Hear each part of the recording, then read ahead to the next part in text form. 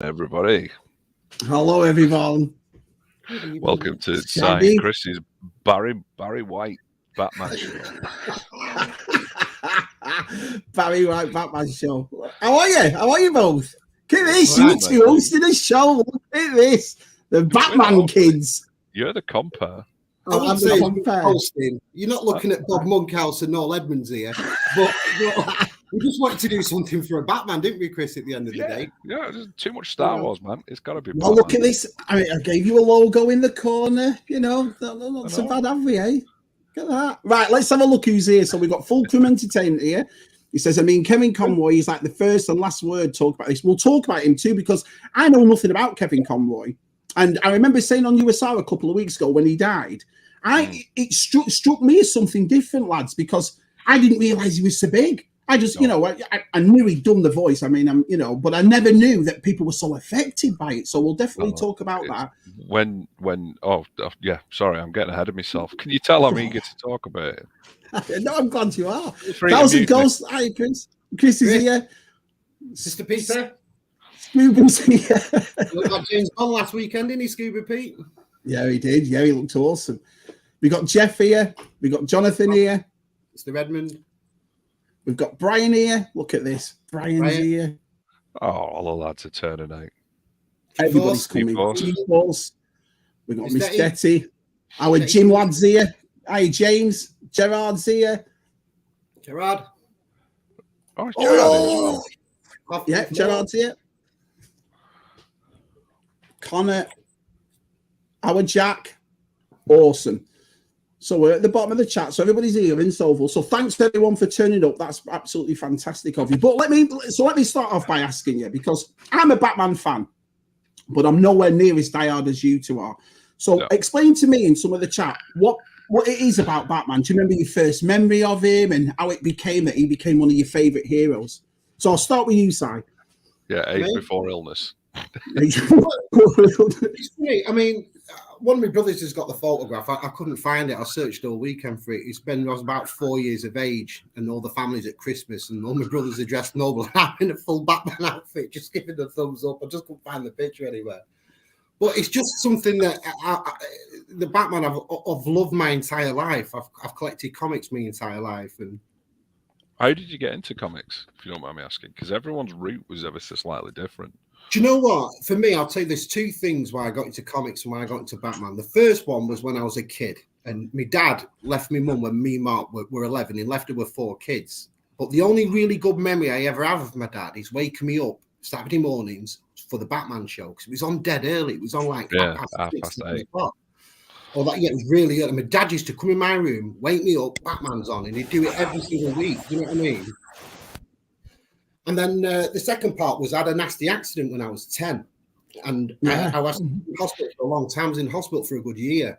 And there was a nurse there. And this nurse used to draw, and I can't remember his name, but he used to draw characterizations in the style of Spitting Image. Remember the Spitting Image puppets? Yeah. Like characters. He used to draw Sylvester Stallone, and he used to draw Margaret Thatcher, and all these characters. And it really got me into ink drawing, watching him as a kid at 10. And then one day he pulled out this Batman, and it just blew my mind. So I think the mixture of the two, the artwork and that TV show, has always kept me with Batman, always. What about you, Chris?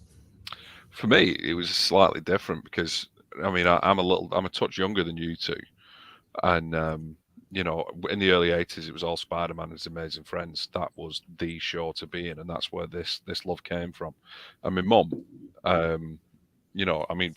considering I never shut up now, I never used to speak. I didn't speak properly until I was about 4.5. And she was like, I've got to get him reading, but I wouldn't read anything. So I started reading the weekly Marvel Spider-Man comics that the UK were putting out, and that's where that came. But then, just as I was hitting like 7 or 8, Tez started coming. Tez. He's probably down at the docks now.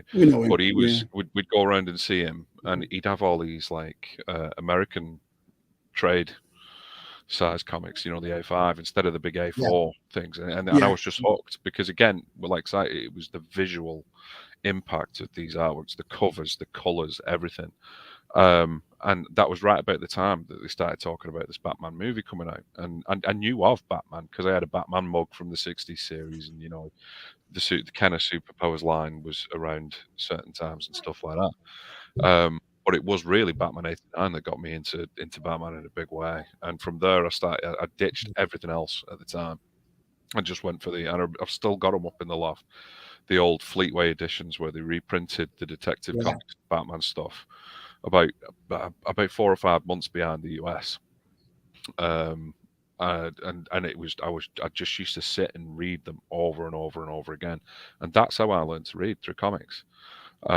Because but as soon as I did, I mean, I've got books all over the bloody place. It's tipping here at the moment. It's like 4 days before Christmas, isn't it? So for me, and then it kind of grew from there, because then the 90s exploded. You had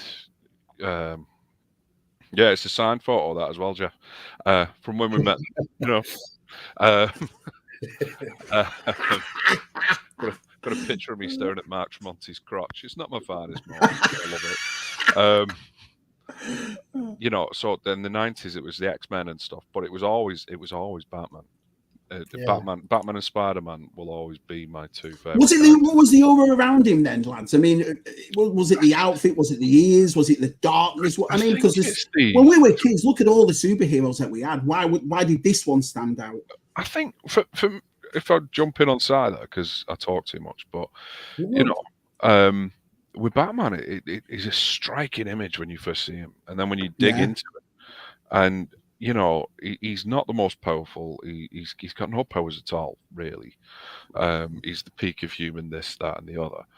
But it's the Rogues Gallery, and I think it works the same way as Spider-Man does on that one, because Spider-Man's got one of the best Rogues Galleries in comics, and Batman's got the same.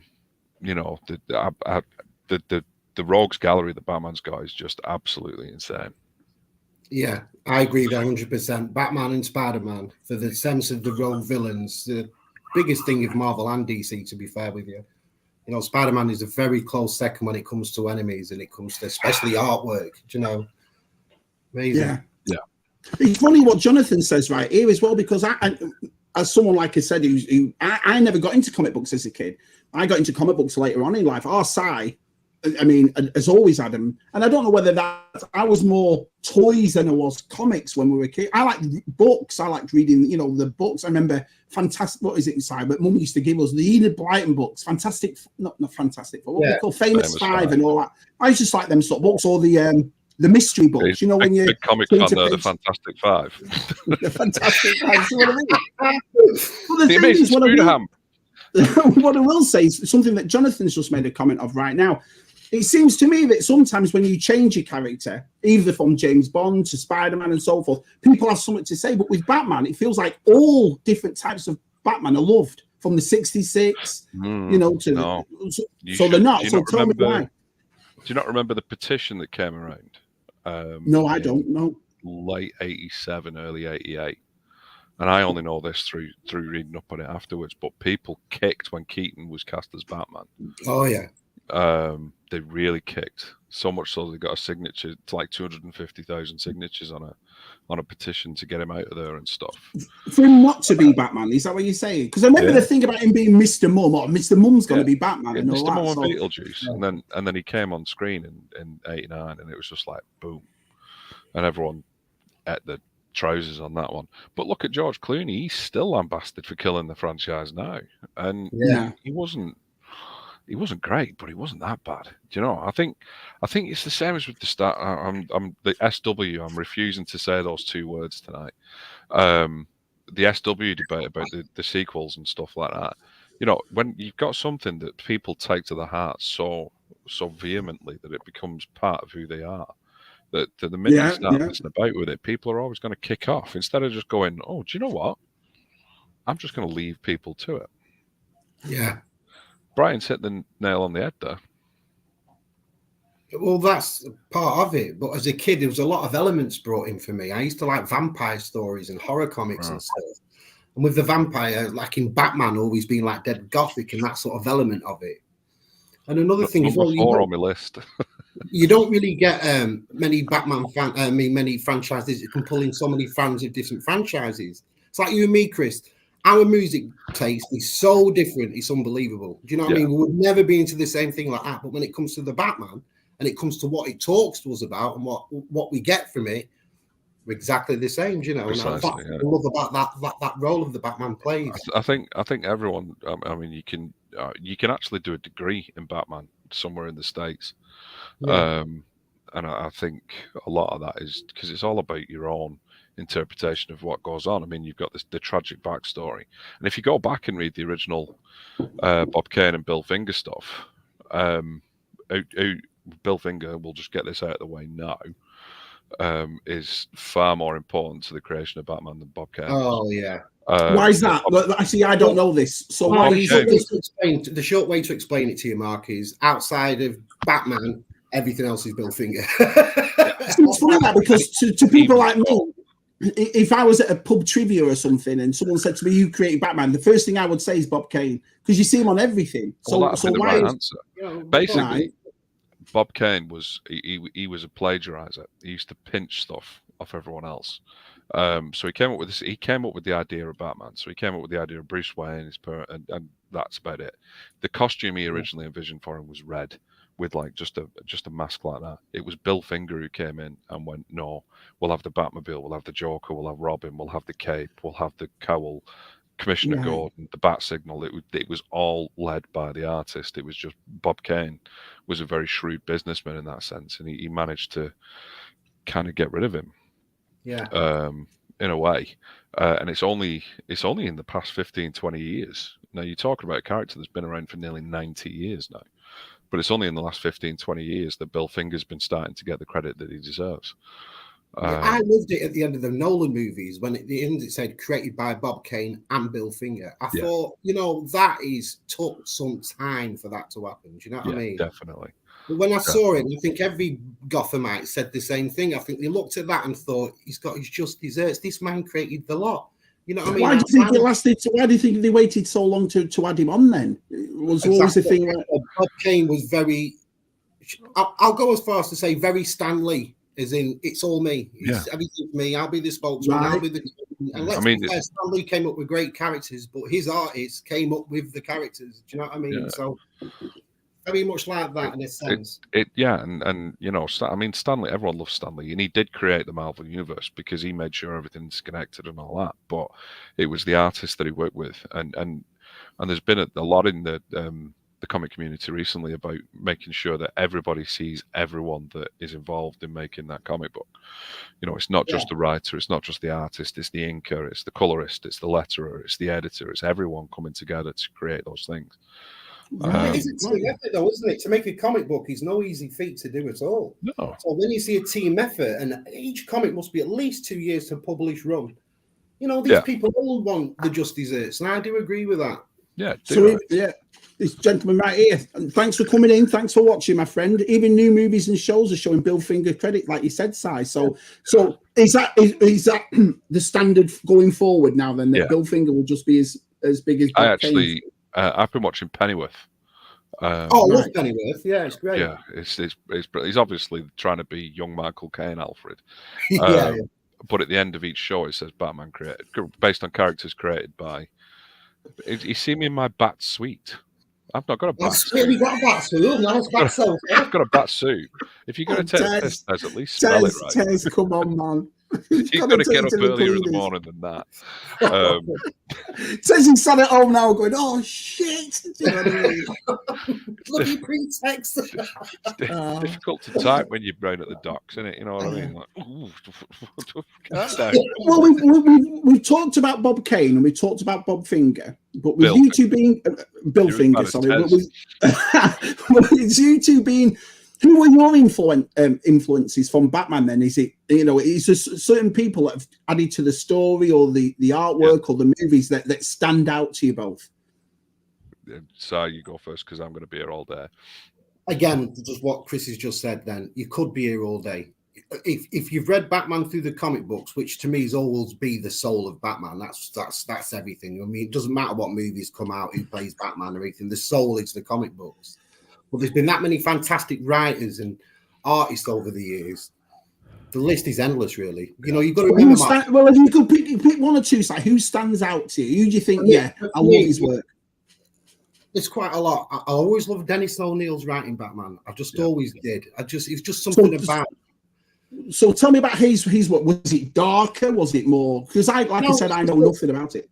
When it got to like the 70s of Batman, these characters started to wane. You started to get different characters in. You know, Sharenko was taken over the Marvel Universe massively, and Doctor Strange and these sort of comic books and the cosmics and the martial arts were just taken off massively. So it's quite hard for the Batman, after again going on for nearly 30, 40 years, to continue. But by bringing in good teams like probably Neil Adams and Dennis O'Neill, that also did fantastic on Green Lantern and Green Arrow. Green Arrow and changed Green it. It was only really, Mark, when it got to the mid 80s that Batman started to get a tone about it. I think the 80s built on the 70s tone, because don't forget in the 70s you had things like Demon's Head and Ra's al Ghul, and that brought Talia in and all that kind of stuff. And it showed. There's a car alarm going off. I hope it's not mine. Burgling, he's on a Batman stream. We'll see how much of a Batman he is, Nicky's wheels. He's usually got loads of toys in the movie's car. Hiding them from his wife. But yeah, no, that darker tone started coming in some of the 70s stuff. But they had a difficult time in the 70s because there was a lot going on, because they've always been a mirror to certain political things. You know, Speedy, Green Arrow's sidekick, got addicted to smack. You know, so the comics, they published it without the comics code. Just at the same time that Harry Osborn in the Marvel stuff was doing Speed or some shit like that. You know, so it's always been a mirror. So they came out of the campy 60s and went into the more heady 70s and then the 80s, and it was really Frank Miller in the 80s that brought around with and not so much the Dark Knight Returns. Everybody focuses on the Dark Knight Returns, and even though I loved that book, that is not the best Frank Miller Batman story. The best Frank Miller Batman story is Year One, without a shadow of a doubt. And why is that? What makes Year One stand out to you, Chris? It was a perfect storm. We talked before about getting the right people to do it. You had Frank Miller and Lynn Varley doing their bit, the writing and so on. And then you had David Mazzucchelli doing the artwork. And they took it back to basics. So it was a young Bruce Wayne. He was in Year One or Year Two. And they lent into this in the recent Batman movie. So he was in the earlier stages of his career. So he didn't have the Gotham Police Department on side. You know, and there's so many iconic moments in that storyline that have made it into the film since, like Batman Begins, where he's breaking Rachel out of Arkham Asylum and he takes that little gadget out of his boot and he goes, "I brought back up," and he throws it down and all the bats come in. That was lifted from Year One, you know. And it's just, and the iconography that came out of that, and it was more of a simplistic art style than you used to seeing. It's funny, Chris, because when we watched, I told Mark to start watching the animated Warner Brothers films. Yes. And he got back to me and said that Year One was actually the best you watched, wasn't it, Mark? You said that Year One was your favourite. The funniest thing is, you see, I just thought that, I know this sounds silly because I grew up with watching Masters of the Universe and She-Ra and all, and I loved all the cartoons, Brave Star, that kind of thing, but I never really got into the animated series of Batman, all the movies.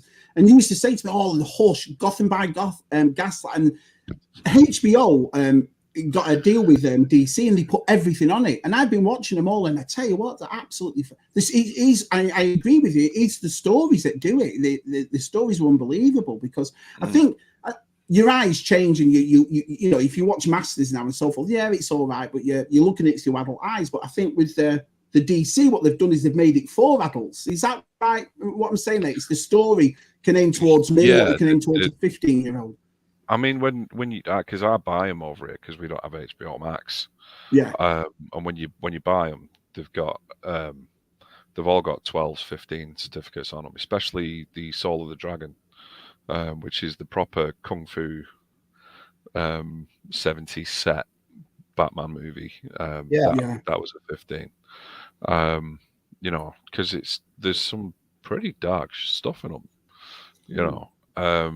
I mean, I remember the Batman the Animated Series was being the first time I saw an actual firearm being discharged in a cartoon show.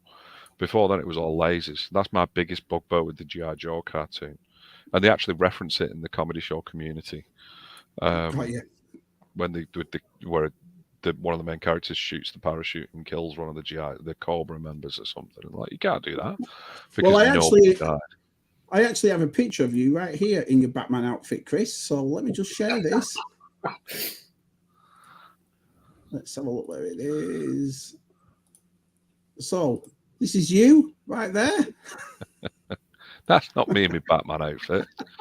I'm just wearing a cape. So is that the bat gun there, Chris? Is that the bat gun that Artez is? No, that was me.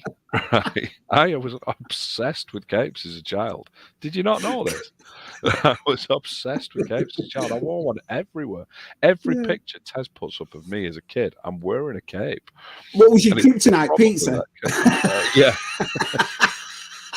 Don't bring them tomatoes near me. No, it was no, that was just me being a ball-headed early 80s child. Hey, listen, we might know that haircut, don't we, kid? We know that haircut well. Yeah, we do. Oh, that's absolutely brilliant, Tez. You know what? In the 80s, that must have been a mum's favourite, that haircut. It must have been. It just must have been a favourite of mum's. I actually remember that people like comedians and stuff will take the piss going, "Oh, did you have your haircut with a bowl in the living room?" And I'm like, "Yeah, I actually did." I remember my mum had this big red Pyrex bowl, and she used to just put it on and trim round, and that was it. And I always thought we were quite wealthy as children, but obviously not. Yes, me. That comment that PGM just put up then about Todd McFarlane with Batman, he is right, but in a sense, Todd McFarlane for me will always be regarded for Spider-Man. He just will for me. He changed the face of how Spider-Man was drawn, how webs were drawn. You've never seen Spider-Man drawn like it until Todd McFarlane. His eyes filled the entire mask. Don't get me wrong, my favourite Spider-Man artist was Eric Larson, who took actually on after Todd McFarlane, was told keep that style going, but he sort of like Peteyized it. He just made it like super modernly cool, Eric Larson for me. But Todd McFarlane, even though he's filmed that fantastic Batman images and stuff and great novels over the years, it's Spider-Man. I think. Well, you just mentioned something about novel. Go on, Chris. The McFarlane one, because after year one, they did year two, where a character called the Reaper comes back to Gotham. Yeah. And the gold label, I'm pointing up there as if you can see it, but you can't. And I'm not even turning around because the dog's asleep there. So up here, that McFarlane set where he's got the massive cape fucking out and flowing out in front of him. Sorry, I swore then by accident. Swear as much as you like, mate. Swear as much as you like. I sound like Tubbs. For fuck's sake, fuck. You know, that's based on the cover art to issue 2 of year 2, I think. You know, and he was a really good Batman artist, but he should be. He created Spawn, and he did Spider-Man, and that's what he will be forever known as. But he did have a big contribution to Batman as well. Yeah, there's been a few things that's out, but can I ask you both a question? Why do you think The Killing Joke is the standout one for people like myself? I mean, because you'll talk about Kingdom Come, you'll talk about Year One, that kind of thing, but for people like me, you always heard about Killing Joke. It was Killing Joke that was the biggest one. It was the Killing Joke that changed the face of Batman. Well, was it the one that changed the face of Batman? Frankly, Shabby, I don't think that's any of your business. You can ask it. I'm not answering. Anyway, Si, what were you going to do? No, I think it's the quintessential Batman and Joker tale. You could give that comic to someone who just knows who Batman and Joker are, and it's not weighed down in continuity. It started continuity in a way with the whole shooting of Barbara Gordon, but it's the quintessential Batman Joker tale. It shows that one can't really live without the other, and that it's almost like a symbiotic relationship. Because it was graphic. I remember Si went mad about this comic when it came, and this novel, and he gave it to me, and I thought, it's a bit graphic, this. I mean, how old were we? 87, 12? You know what I mean? So it was like, wow, I first read mine. I first read that book at Tez's because he picked it up, and I just remember very much. Me and Si have talked about Brian Bolland a lot. He's just an absolute undisputed master. of the comic art form, you know, and you could draw all day, every day for like 30 years. What was it Shanti said then? She says, She'll I be quite well haven't got my provided. glasses on. I thought she said duck. So I was like, yeah, Jonathan's just it basically took what I said and boiled it down into one sentence there. I wonder what they thought though at DC, because obviously, who was it that wrote? Was it Brian Bolland did the artwork? So who actually wrote The Killing Joke? Alan Moore. So when he took that to do, there, Mark, he's actually right, because when I was a kid, it was all, like I said, the 66 Batman up to then. There was no Batman 89 out at the time. And when I read The Killing Joke, I wasn't new to Batman and that sort of Batman. And it absolutely just blew my mind. You know what I mean? I've never read Batman like that before in my life. Like a proper psychological thriller. Do you know what I mean? It was all of a sudden the colourful had gone. And even though it was so colourful, the original book, there was no campiness to it whatsoever. It was a pure. But I wonder what DC were thinking, though, Si. This is what I'm saying. When they obviously took it to, you know, to DC and said this, they must have thought, well, this is a lot, like you've just said, Simon, and Chris has said, and some of the chat all saying it's life changing, how fantastic it was. But they must have known themselves this is going to be a controversial book. I think this will finish off this story for me. But if you go back to 87 and you go back to that sort of time, the British invasion in comic books art was ginormous. So for DC to pull in Bolland and to pull in Moore for the same comic book was like Messi, Ronaldo up front. Do you know what I mean? It just was. It was. Because I mean, I've actually found that if you look at a lot of my favorite artists, most of them are British, or very few of them are actually American. They're always come from the other countries and stuff. And I think that's because they take something of their own style to it, you know. For example, Gary Frank, who did the Batman Earth 1 stuff with Jeff Johns, which I've not put on my top 10 list because my top 10 list had become a top 50 quite easily. The artwork he does is just so detailed. And he started off at Marvel UK. And then he jumped across the pond and got a job on Hulk. And he's been steadily working for the past 30 years. Liam Sharp's another one who started at Marvel UK. You know, you've got Brian Bolland, you've got all these people, Marvel UK 2000 AD, and they just jumped ship. They went over the pond and they hit the ground running. And so many people thought they were American because of the way that they told the stories and stuff like that, because you can have a script and the strange thing is, I mean, I went through a phase of doing my own interpretations of comic scripts and stuff, and you know, I'd pull off different scripts, and you'd get a script from one writer and it'd be incredibly descriptive about what they wanted, even down to the camera angle that they wanted in the frame. And then you'd get Stan Lee's kind of scripts, which is they have a scrap. Do you know what I mean? And at the end of that scrap, one of them's going to have a Hoover so he can hoover up Sandman, you know, and that's about it, you know. And when they were so busy in the 60s, the artists used to draw the story based on a loose outline, and then Stan would go in and write the dialogue to go along with it. So it's about the storytelling aspect, you know. Well, did it ever go back to campy though as well, Si? I mean, after, so you got The Killing Joke, you got Kingdom Come, you got The Dark Knight. Did it ever go back after that to trying to get it more light-hearted again, or did it stay dark all the way through? Well, the best way I can describe it is when Joel Schumacher took over Batman and he made Batman 3 and 4. That's what his intention was. His intention was that Batman did work as well before it was all dark and gritty. It did work as a campy laugh. And he tried to incorporate that into his Batman films, but it just failed spectacularly. I think that the strength of Batman living in the dark was a lot more favorable to people than it ever was it being a campy mess about. So even though Joel Schumacher tried to do the right thing, it just backfired terribly. No, I think Forever was all right, because Kilmer wasn't a bad replacement for Keaton. I liked his Batman outfit, Val Kilmer's.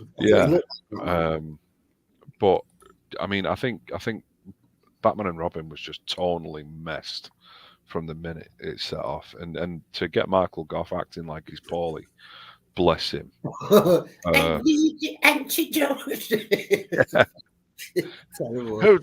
I'll get pizza, sir. So you two having such a history with it then. So when a new Batman graphic novel comes out now, what are you two looking for? Are you looking for the dark? Are you looking for the story? I mean, What's changed over the years? On, Mark, because in the top 10, I do have quite a recent Batman comic, which to me sort of took it right back to where I mean, the Batman's gone for so long now that you know, people have the different interpretations on it and stuff, and there has been great stories, but I don't know if Chris agrees with me. There's only a handful now that whereas in the 80s and the 90s there seemed to be every comic, now there's only a handful. Do you know what I mean? So right, yeah. Well, before Chris answers, we've got our first guest on for tonight, and our first guest, I can't believe he's here. I haven't spoke to this fella for ages. It is. I don't even know who it is. Hello, lovely Jack. Hiya, Jack. Hello, pal. Really good. How are you guys? How have you been? I saw your pictures on Facebook that you've been away and so forth, having a good time. Yeah, doing really good, thanks. Yeah, no, I went to Poland last weekend, so really good. So awesome. They had the Christmas. Well, that is, Jack. Why we've invited you on really is because of your love of the animated series, and you're talking to Chris and you're collecting the animated series and stuff. And really, it's a good segue to lead us into that. So, what was your love about the animated series to start with, pal? Yeah, sure. So, obviously, Chris, pleasure to actually meet you because we've spoke so many times. But this is obviously the first time. I'm surprised you came on. You spoke to him how many times you still came on. Fucking hell. So yeah, obviously I'd never watched the animated series, but Chris suggested it to me last year. So I picked up the Blu-ray box set, really enjoyed it, watched it all in one go. And then that led into collecting the figures as well, which Chris got me into. Chris sent me quite a few figures as well, which was nice. So yeah, I've not bought any for a while, but really enjoyed polish this Halo. But you know, I just loved the animated series, and obviously when I grew up, it was a bit different than you guys. So I grew up with like The Dark Knight, which is one of my favorite films. Yeah. So, what would you say for you then, Jack? It was more the movies than it was the comics growing up. Yeah, so I'm not a big reader, so I wasn't really into the comics or anything, but the films, excuse me, the films I was really into because my dad would show me like The Dark Knight, for example. I was quite young at the time, but I really enjoyed it. So that's sort of my Batman for me. Right, that makes sense. Yeah, and as well, like the video games as well. The Arkham video games, I love that. Now that I did play. Our Jude had his PlayStation. Said you've got to try this, and that was fantastic. I mean, that really was good. And I think everybody around the board liked them, didn't they? The video games. It introduced Conroy to a whole new generation of people. And Hamill as well. I mean, you can't talk about Conroy when they're talking about Hamill as the Joker. I remember when I found out that Hamill was the Joker, and I was like, "Nay, Luke Skywalker." And when you listen to it, you can actually hear his voice behind it. Yeah, and it's just the perfect, iconic representations of those characters. I think he's probably my favourite Joker, to be honest. Second to Heath Ledger, but yeah, Mark Hamill's my favourite for sure. I agree there, Jack. I think that when, you know, it comes a time where Mark Hamill passes away in the future, he will be regarded, I like Kevin Conroy as the, you know, the utmost Joker, the number one. He's played him for so long, and there's one of my favourites he ever played in was the animated series. I think it was coming towards the end. It might have even been the New Adventures of Batman and Robin. I can't remember. It's the one with Harley Quinn, and the Joker's drawn amazing. It's the first time I've ever seen the Joker with like jet black eyes with just white dots for his eyes. And that whole scene where Mark Hamill plays with Harley Quinn, and it's the show that she turns and she becomes the Harley Quinn. You're talking about Mad Love. Yeah. What? Mad Love, that's it, Chris. Yeah. It's absolutely fantastic, that scene with Mark Hamill in it. I love it. This version. Yeah, the Mad Love version. Yeah. That's the precise one. Yeah, that's cool. Yeah, ordinarily Jono's right, but on that. But when it comes to Batman, you can take that as read that it's okay. Well, I'll bring this up as well when the other guests come up, but we might as well talk about it now because, again, this name Kevin Conroy has come up all the way through this. And so tell me about Kevin Conroy. Give me his backstory and who he was and why is he so big in the Batman world? Right, he was just a jobbing actor. In the 80s, he appeared on things like Murder, She Wrote and all that kind of stuff. You know, he was very much one of those bit parts. And as story serves, or as rumor suggests, he was told to go for that's on my list, that one. He was told to go for an audition for the show, and he was like, I'm never going to do that, this, that, and the other. And he went in and he sat down and he read for it. and that was it. That he became that character. Smuggler Christian, he's a joke. But it's the kind of thing I'd say, so I'm actually quite impressed. And then he just kind of, and he's done other things in the meantime, but he's just always going to be linked to Batman, as much as Adam West is always linked to Batman. And things came out about his personal life later in life. He was actually a gay man. He was a proud gay man. Right. But he spent all his time. He loved the fans, and you could if you saw him in the street and you walked up to him and said, "Can you say it?" He'd actually record, "I am vengeance." I am. So how long did he do the voice for, Chris? Did he do it for a long time? 92 till he died. Wow. Okay. Right. I didn't know that. He's actually his last turn as Batman is in the Suicide Squad game that's out next year. And he did the voices in their video games as well as the animated ones. The Arkham games. Arkham games, that's it. Yeah. That's wasn't him. he in? Right. Wasn't he in live action as well? Didn't he make an appearance in something? The Crisis on Infinite Earths. Yeah, the suit. Oh, I remember it. The Kingdom Come exosuit. Yeah. Yeah. And I'll be honest, that was the only episode of that entire arc that I watched because I knew Conroy was going to be doing it. But yeah, no, it's just absolutely superb. I do like the CW shows in a sense of, don't get me wrong, I started to watch Arrow. I won't say I watched any of the others because I didn't finish Arrow off. But one I did love and I watched it all was Smallville. Watched every season of it, but on Blu-ray. I didn't like Smallville. I loved it.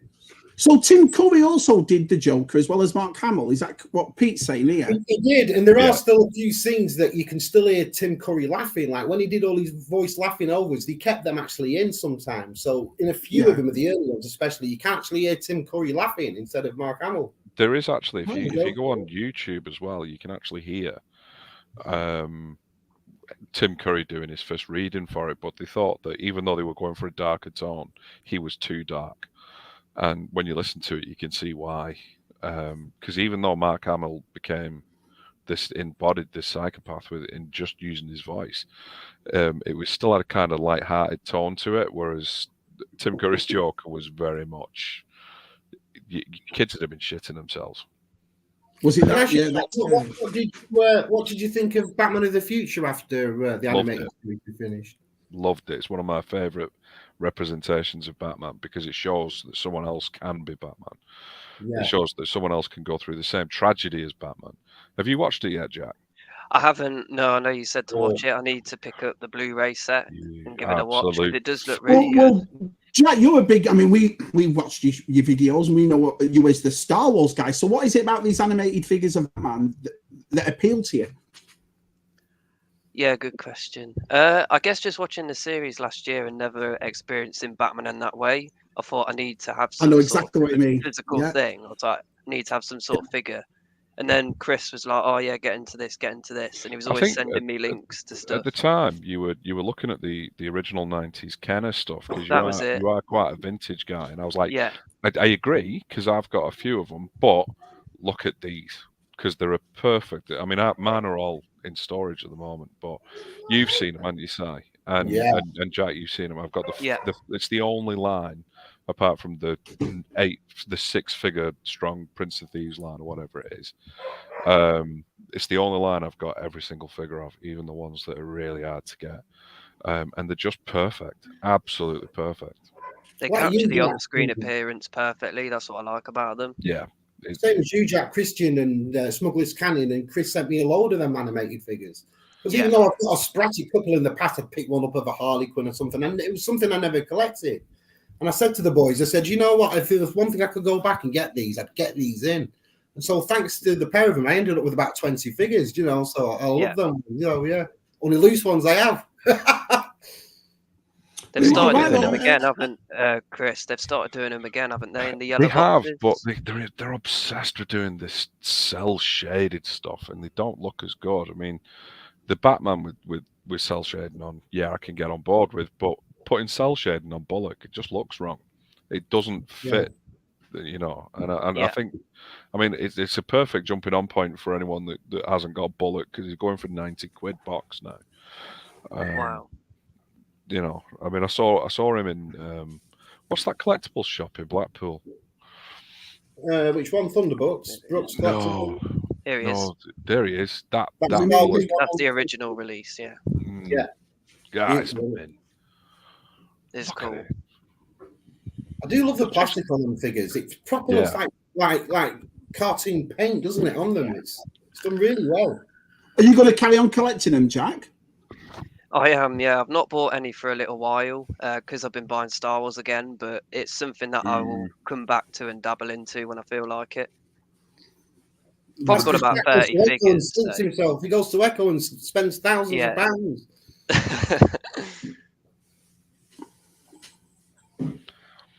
Because of the deal. They talk about this big Jack Nicholson deal where and is that right then? Did he? Yeah. He was a good Joker, though. I mean, let's say that in the movies, who would you say was your favourite Joker? Who stands out more than the other ones? I think Ledger deserved the Oscar because of what he did, but Nicholson was just ace, and that's the Joker to me. Yeah. He's lost his mind, but he's still a gangster. He's not about an agent of chaos or anything like that. For me, it would be for the Joker of the comic book Joker. It's definitely Nicholson. He was the Killing Joke Joker in Batman. Yeah. But I think that Heath Ledger's Joker was just something else. It fit that universe, and that's what you've got to look at with the Joker. It's got to fit that universe.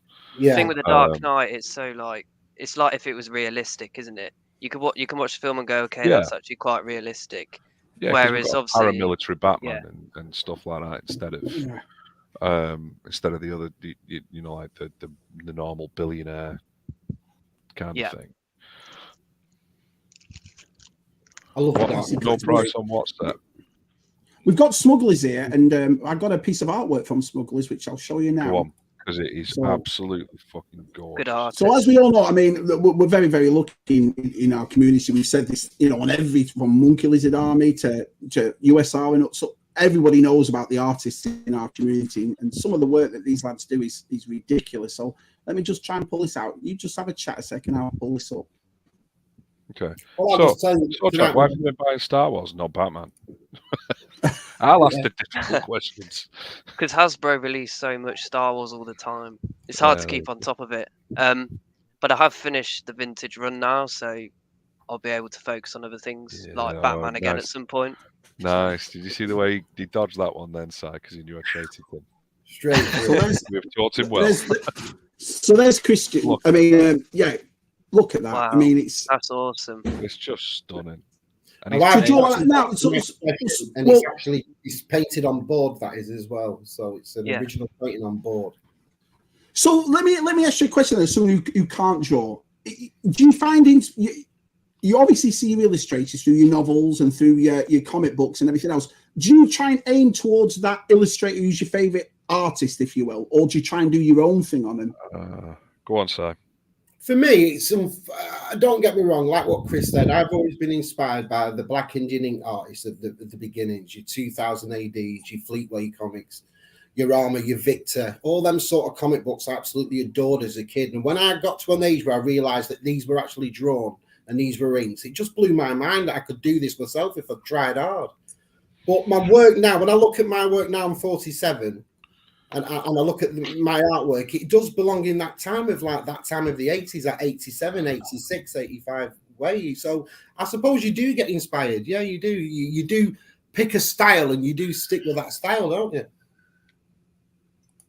Sorry, I'm still distracted by Christian's picture because that is stunning. And when you showed it me the other day, I was like, that's not fair, that is. Listen, just said, to contribute to your Batman stream. And in the end, me and Chris are going to think of a way of auctioning all these to a cancer charity.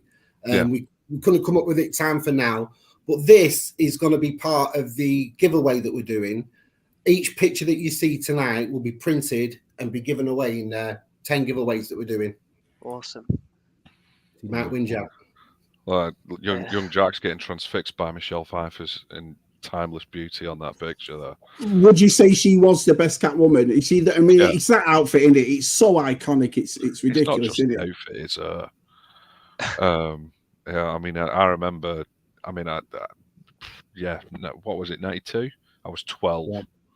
Things were Yeah. starting to happen. And then I watched that movie and things happened. Do you know what I mean? Women in leather suits? What are you on about? Women in leather?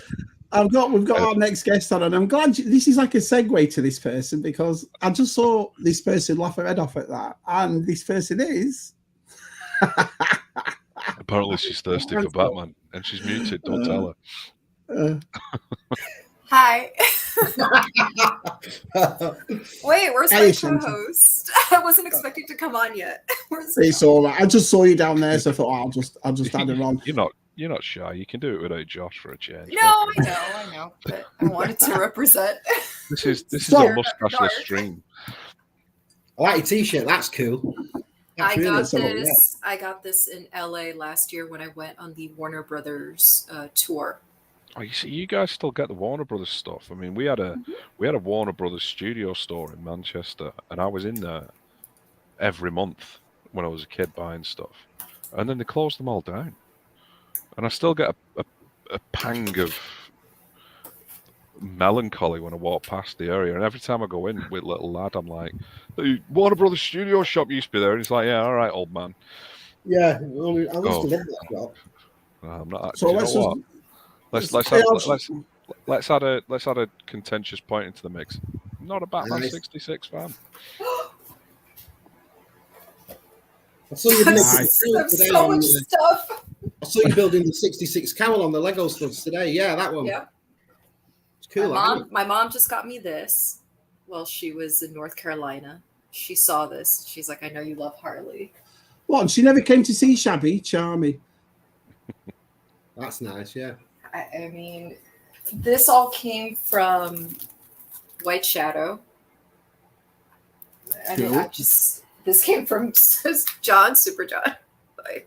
And this is still not scratching the surface because I moved into with my parents a couple of months ago, so I still have stuff boxed up. But please tell me you have at least read Hush, though.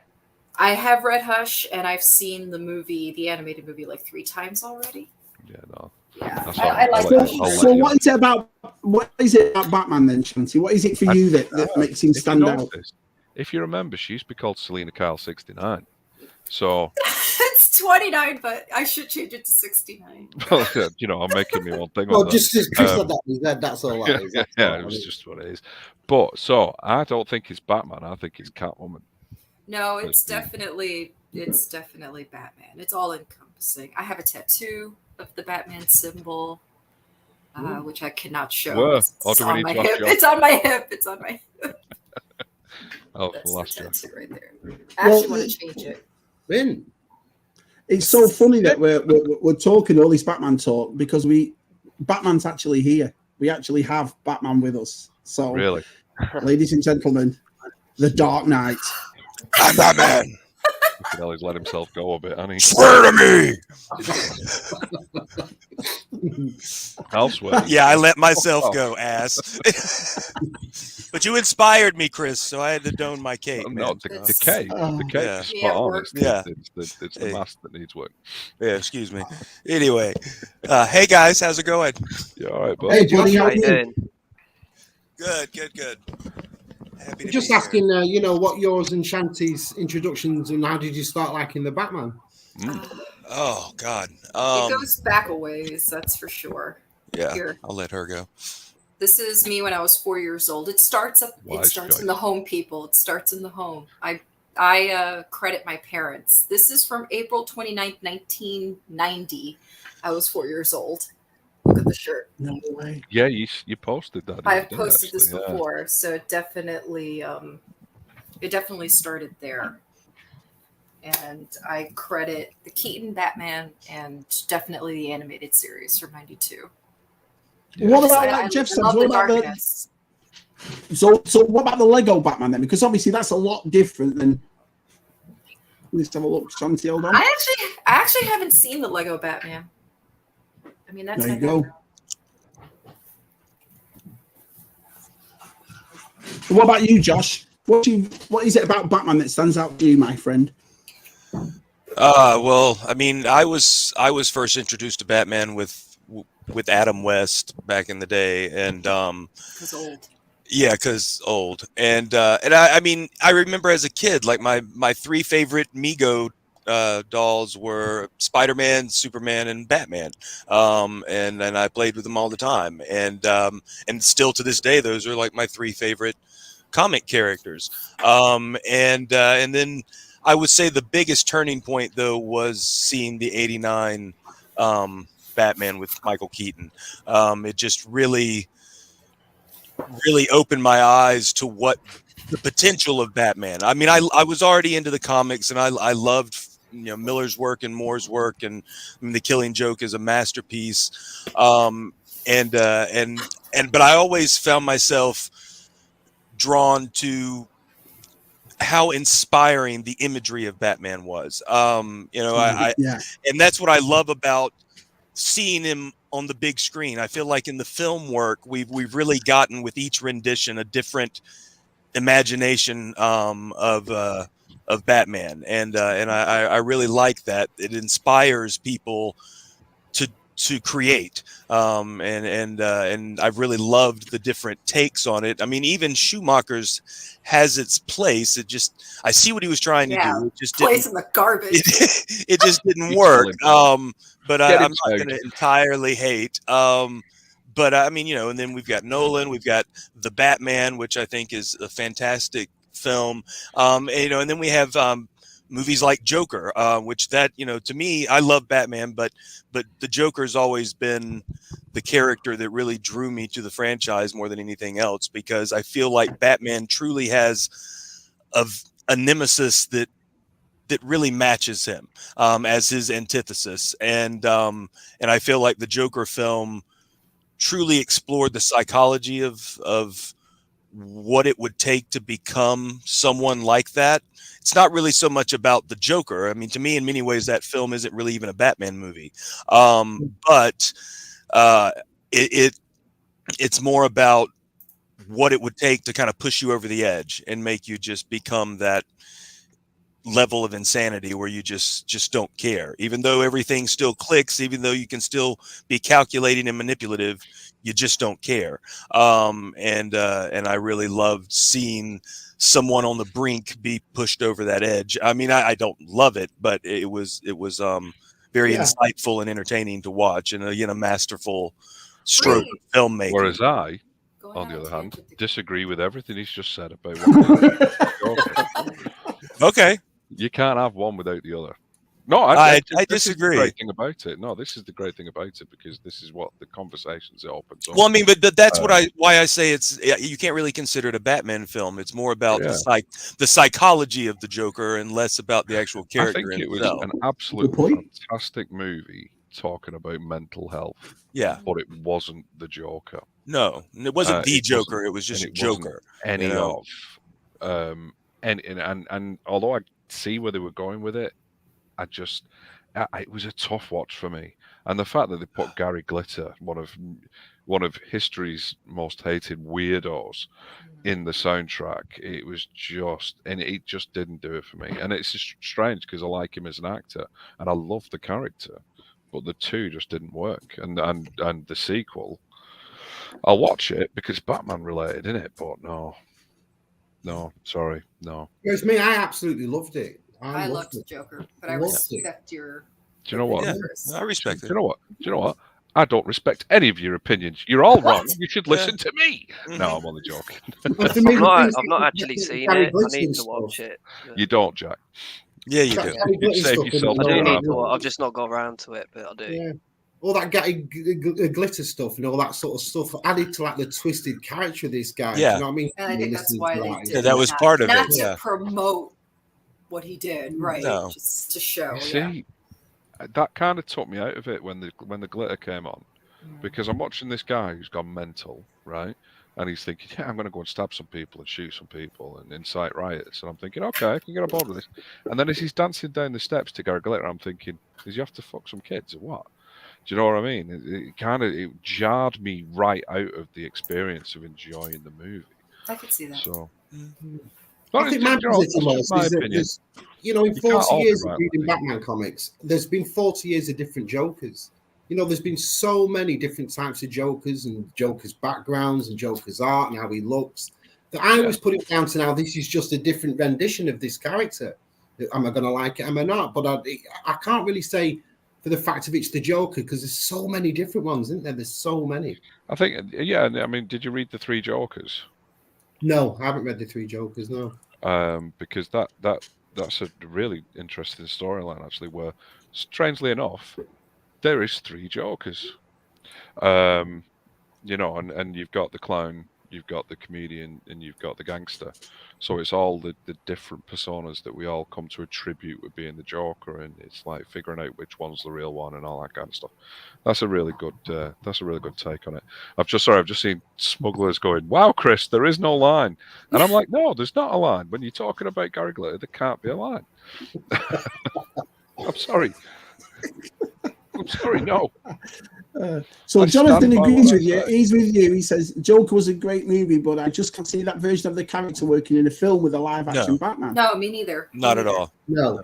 But so I didn't view it as a Batman movie. I didn't view it as a DC movie. I just viewed it as a film and nothing more. Yeah, I mean, they could have easily have to look at it. They could have easily set it in New York City and with some other rich socialite. It didn't have to be the Waynes. It could have been anyone. Anybody. It was if that's the case, is it actually a Joker movie then? In many ways, no. Because again, like I said, it's more about the psychology of it, not the Joker. Yeah, right. Exactly. That again takes it away from being a Batman character, and that again takes it away from being part of the Batman universe. And this is the thing that we've been talking about: is what kind of things brought you into the whole Batman mythos, and what about the representations of the different characters across all the different media work for you, and what don't. And to me, you know, you've always got this antithesis. You've got the arch nemesis angle of the Joker and the Batman. And again, we've talked about the length and breadth of his rogues gallery, but we've only ever seemed to be talking about the Joker on this, because that is how inextricably they are linked. Mm-hmm. So Absolutely. To try introducing you can introduce Batman without the Joker because he's got this fantastic supporting cast of rogues. Right. But you can't introduce the Joker without Batman because that's it. I mean, what is it that the Hamill version of Joker and they say it in all the comic book, all the decent Joker storylines is if Batman hangs up his cape, look at him in The Dark Knight Returns. Batman hangs up his cape, he goes catatonic for 20 years. And as soon as he sees that symbol on that TV screen, he smiles because his plaything, his partner, and who he sees as the other side of his soul. Oh, yeah, they complete each other for sure. So that's why I'm saying the Joker doesn't work as a movie, because it's not the Joker. Now, I may be a purist in that respect, and you know, everyone would be like, "Oh, you hate the sequels as well, Chris." No, I don't give a shit. You like what you like, and I'm not saying that you guys are wrong that's for why liking. I'm curious about the Joker sequel that they're doing with Lady Gaga's Harley musical. Quinn, because now you're bringing Harley Quinn into the mix. So obviously, you are referencing Joker of the Batman world that we know. But are you going to introduce Batman at all, or is he just running wild with no consequences and no one chasing after him? Which is why I have a problem with there being a sequel now. I didn't want a sequel to that movie. He met Bruce Wayne, and Bruce Wayne is 7 years old. So are they going to jump forward and bring Batman? Because I kind of do agree with you, Chris. I don't want to see Joker without Batman. I don't want him to see him running wild without the Caped Crusader chasing after him. Yeah. Because that's the whole fun behind it. Yeah. Brian makes a good point. It's the whole live stream breakup here with the way that Josh is looking at Shanty now, going, "How dare you go against me in this Joker's chat." Oh, that's typical. I'm used to that. I think it's really interesting. Well, it says here to do with the Spider-Man villains universe. It work. It just doesn't work without Spider-Man. Do you agree with that? So it's more or less the same way. Yeah, it's similar for sure. Well, I agree with Spider-Man has it worse. I think Spider-Man with the villains without Spider-Man is a lot worse than Batman without his villains, in the sense of, whereas Chantel's just said that about this follow-up one, would you not think it would just survive though with the Joker and Harley Quinn, like the birth relationship and like the I think if it's going down the same route as the first one, which are the things that Josh really likes about it, which is the descent into mental illness, the psychological thriller aspect of it, and stuff like that. There is a school of thought that you could have that storyline there that it's all about him in grooming Arkham. her, and how he grooms her, which you did see a bit of it with Leto. You know, but you did see a bit of that, and you know, but it was done perfectly in the Batman the Animated Series. You know, she was like, I'm giving up with him, and then she'd get back to her cell and there'd be a rose, and it'd just say from Jay, and she'd be like, my pudding, you know. And it's about that breaking that person down and all those different kind of things. So I think there's the psychological aspects you could play there. But I mean, to throw a musical into the mix as well. Jesus Christ. Well, I think that'll be what could make it very interesting. I think that the second film is going to focus on him being in Arkham Asylum, and I think the musical aspect is going to be what's in his head. You know, I don't think it's going to be something that's really happening. I don't think they're going to be singing and dancing. This isn't going to be like My Fair Lady, is it? Where it's every other. I think this is going to just be another notch in his lunacy. So. Again, I think the whole thing is an exploration of his insanity and of insanity, period. It is a statement and a message about mental health. It's not just about Joker. I just think that they chose that character as a way to automatically connect the audience to him. Joker and Batman. I've got another piece of artwork to show you. Would you like to see this one? Mm-hmm. Yes, please. So this one is done by our Miss Detty. So this is Miss Detty's artwork. Oh, I've been waiting to see this. She's right there. I'm impressed with that. Nice. That is a nice one. Really big nips on it, though. It's all about the nips. No.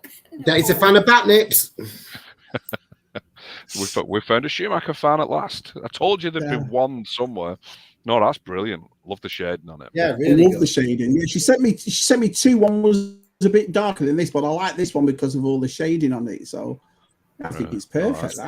She's done a great job with it. Yeah. Very Kilmer-esque cowl on it as well. Mm-hmm. See? All these talented people. And nobody, and everyone just talks about fucking Star Wars all the time.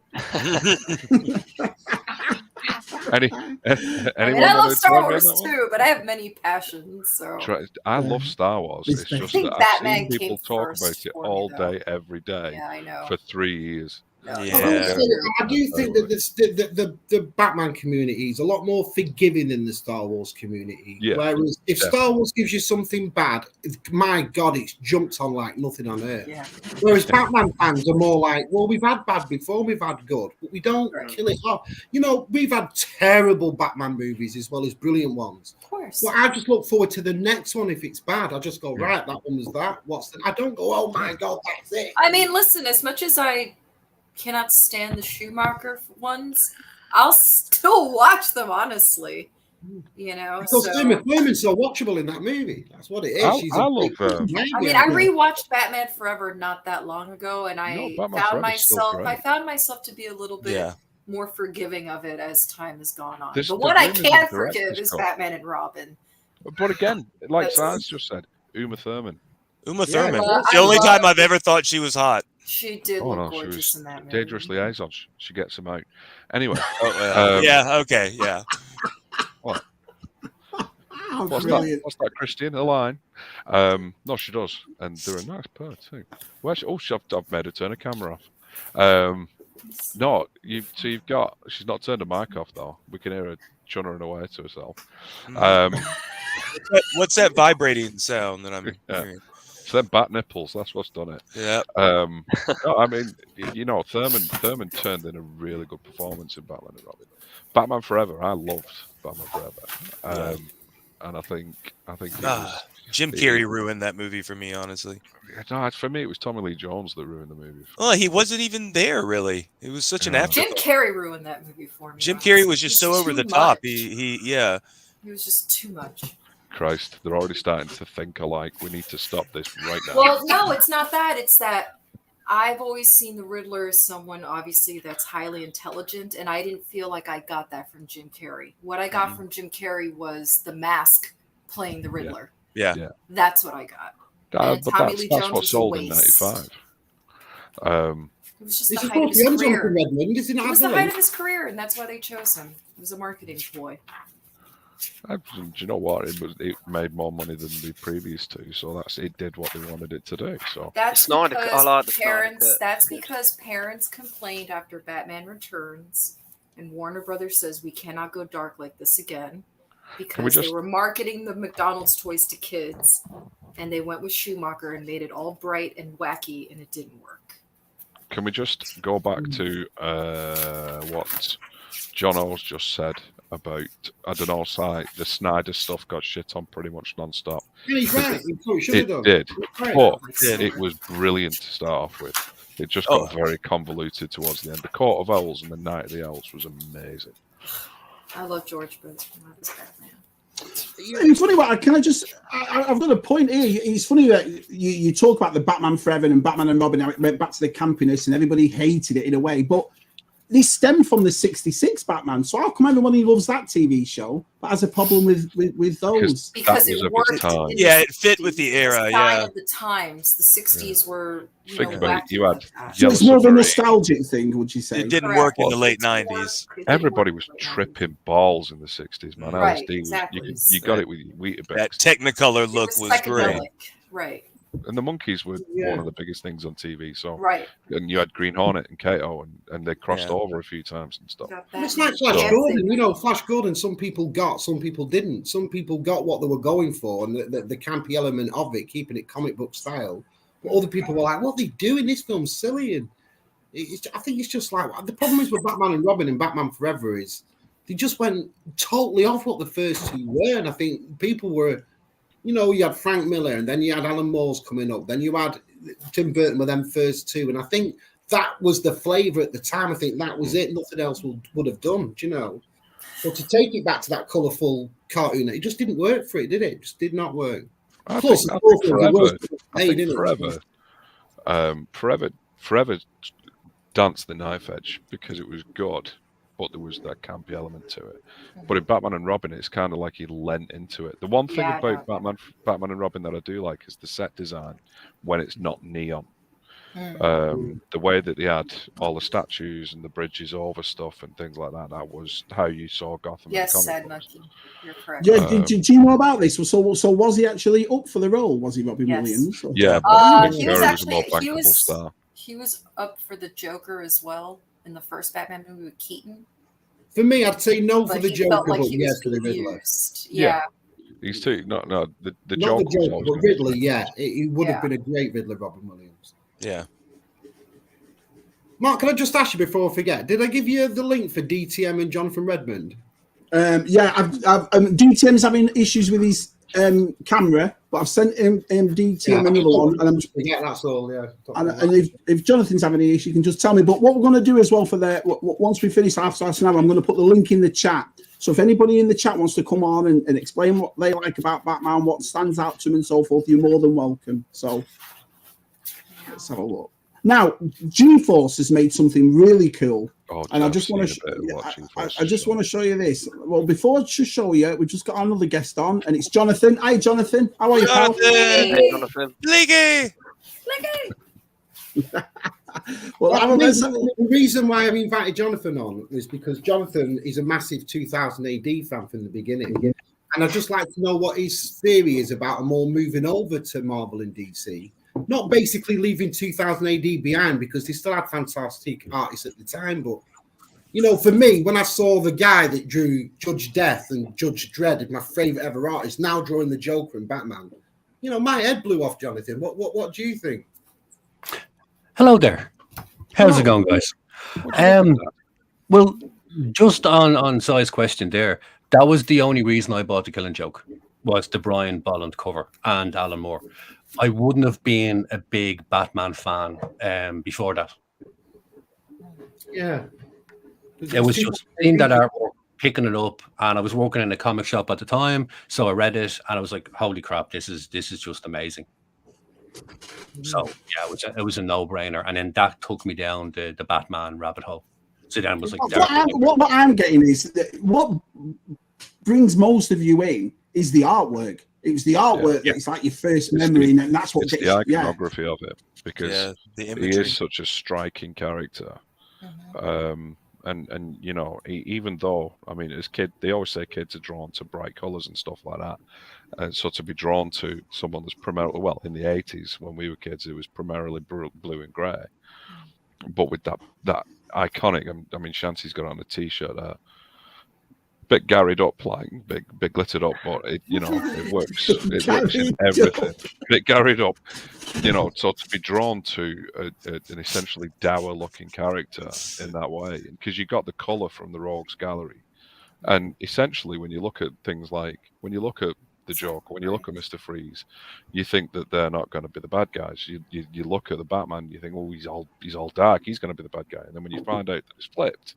Yeah, you're there's like, an irony too. It's ironic, villains would be the one all dark, but no. I was also raised on Tim Burton. I was, you know, my childhood was at, you know, the height of the Tim Burton era. Edward Scissorhands, Beetlejuice, the 2 Batman movies, Nightmare Before Christmas. I was raised on that, so for me, I've just always been a fan of the macabre and the dark and black and death, and I mean, I'm always wearing black, like dark eyeliner. I mean, I wouldn't doubt if that's why I do that, is because I just love Batman that much. Josh, does she stab you? Yes. I think blink twice for yes. I'm not as good of an artist as the rest of you. Make a big map. Yeah, I'll make a big. But brilliant. You'll make a hold big. on, wait, I'm not done. I really am obsessed with Harley. I love Harley Quinn so much. I almost like her as much as Catwoman now. Yeah, great. Wow.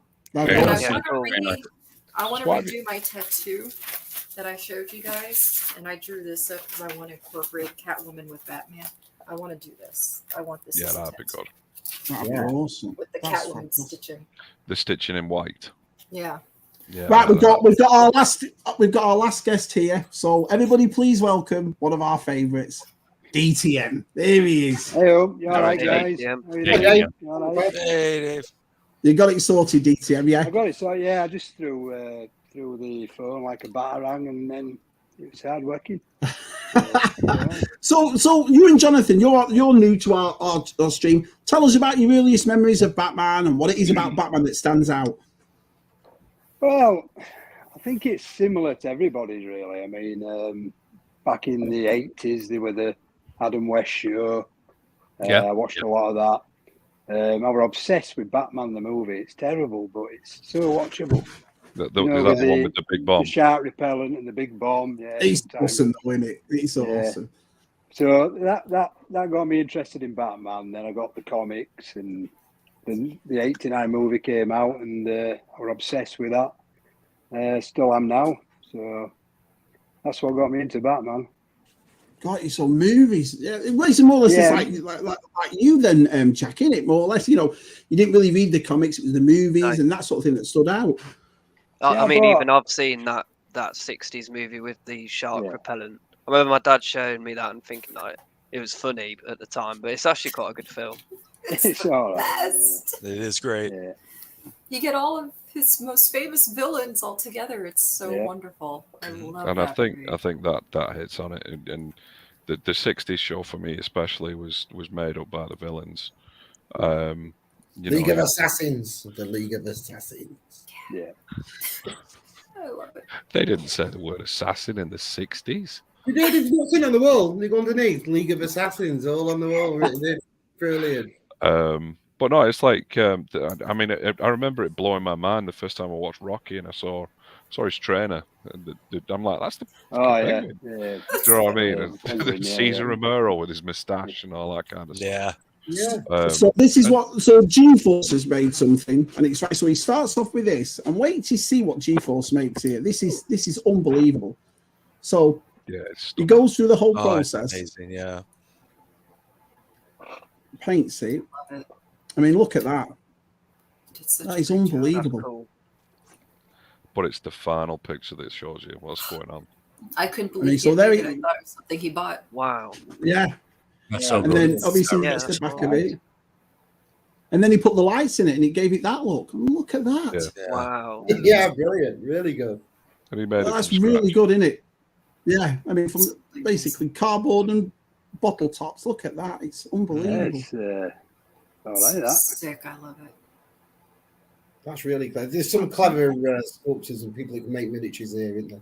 It's like when Smugglers Absolutely does fantastic. platforms and stuff. Amazing. Well, it was like I was saying earlier. I mean, Batman's just inspiring. The imagery in it is undeniable. Yeah. Yeah. I mean, wouldn't you say he has the most amount of media that we've seen? I mean, of all the superhero movies that we've gotten and TV shows and I feel like Batman's the one that's endured the most. We have the most material, in my opinion. I mean, there's so many Batman movies, animated, live action. Well, let me ask you one question. Oh, go on, Jonathan. You go, my friend. So they can keep reinventing the look of Batman. So you can go from even the Batmobiles. You have the car from '66. Then you have the awesome looking one from the Tim Burton movies. Then you're up to the Tumbler. Then you're into the various ones that they had in the Snyder universe, and now the Dodge Charger type rocket thing that they have in the Patterson movie. So just with the gadgets alone and the suits, you can just keep reinventing the character. Where you can't really do that with Superman because he always kind of has to look like Superman. Well, does it always have to be dark though? That's the thing for me. I mean, when you say reinventing Batman and so forth, would you always say, but it has to have a dark element to it? Can they not go back to the campiness? Can they not go back to the Does it have to have that? The things that wasn't really referenced in the campy Batman was the fact that he went through an incredibly traumatic experience watching his parents get gunned down in front of him. Did he ever mention that in the '66 show? Yeah, I don't think they did. And to me, that's an intrinsic part of who he is. Because what's the motivation behind Adam West Batman? He likes punching people. Yeah, thwack. Surfing. Surfing. Well, Chris, in fairness, if you had a car that looked like the '66 Batmobile, you would wear that suit to drive it. No, I'd be driving down the street going, "Look what I've got, bitches." You know what I mean? So creepy, G. So we're all showing off artwork. I do actually have a little bit myself. I kind of looked up. This was something This is something. It's not something dirty. This is something I drew in 1997. Oh my god! Nice. I don't know if you can really see it. I can see it. Yeah. Really nice. Or not 97, 94. Yeah, 94. So now show them your drawing pad. My drawing pad, my notepad. Yeah, your little notepad. Okay, yeah, I can show you my other notes that I take for. These are the notes I take for our show. Right. So there's this one. Okay, and then how do they get better? This is what I put up with. Why is it sad, by the way? Okay, I don't. Is it because they're uneven? It's because they're not together. All right. Okay, and then the finale. God. Now she's smiling. You know you have the internet, right? I can make my own. It's like a flip book. I can just, anyway, that's absolutely brilliant. That's so Universal. Be away from him. Stu says Batman is the Dark Knight, more intimidating being dark and brooding than camp. Exactly. So we're on the same page with that then. You prefer him dark, DTM? I do. Right. Yeah. I can't take Adam West version seriously. I like. I think it's not a serious show, Shanti. That's I know, and that's the thing. Never I love it for. I know it, and I love it for its time, and it worked for its time. I mean, that's what my parents grew up with. That's why they love Batman. But that's not the reason why I love Batman. So you look at the other kind of shows that were out around then, like the Munsters and the Addams Family. They were all kind of creepy but really funny as well, and family friendly. Yeah, to just be acceptable. I think for me, I mean, Shabby keeps going back to this question about do you like him being brooding and stuff like that. I like him struggling with the choice. It's the same reason that I like Spider-Man. It's struggling with the choice. I mean, if you watch Mask of the Phantasm, which is number 1 on my list of top 5 films. The whole emotional journey for Bruce Wayne throughout that movie is that he's wanting to settle down and he's wanting to break his vow to his parents. You know, he has to sacrifice one thing to be the other. So that's for. Sorry, I've just seen Miss Detty referring to herself as Betty again. It's a joke from the other day. You know, and it's one of those that when he's having to struggle with this dual identity, that's the best thing. Although I remember watching an interview with Frank Miller, it was quite a few years back now, and he always regretted writing the Dark Knight Returns. And when I asked, you know, why did you regret it? He said, because once I took to that tone of Batman, it was never gone back to the original campy fun. It was always then going to live in that sort of world. So, you know, do you not think it'd do well then? Besides, do you not think it'd do well if they changed it and went back to a little bit of campiness or a little bit? It wouldn't do well. Do you know what? It does work. They did an animated show in the late 2000s. Brave and the Bold. Brave and the Bold with David Bader.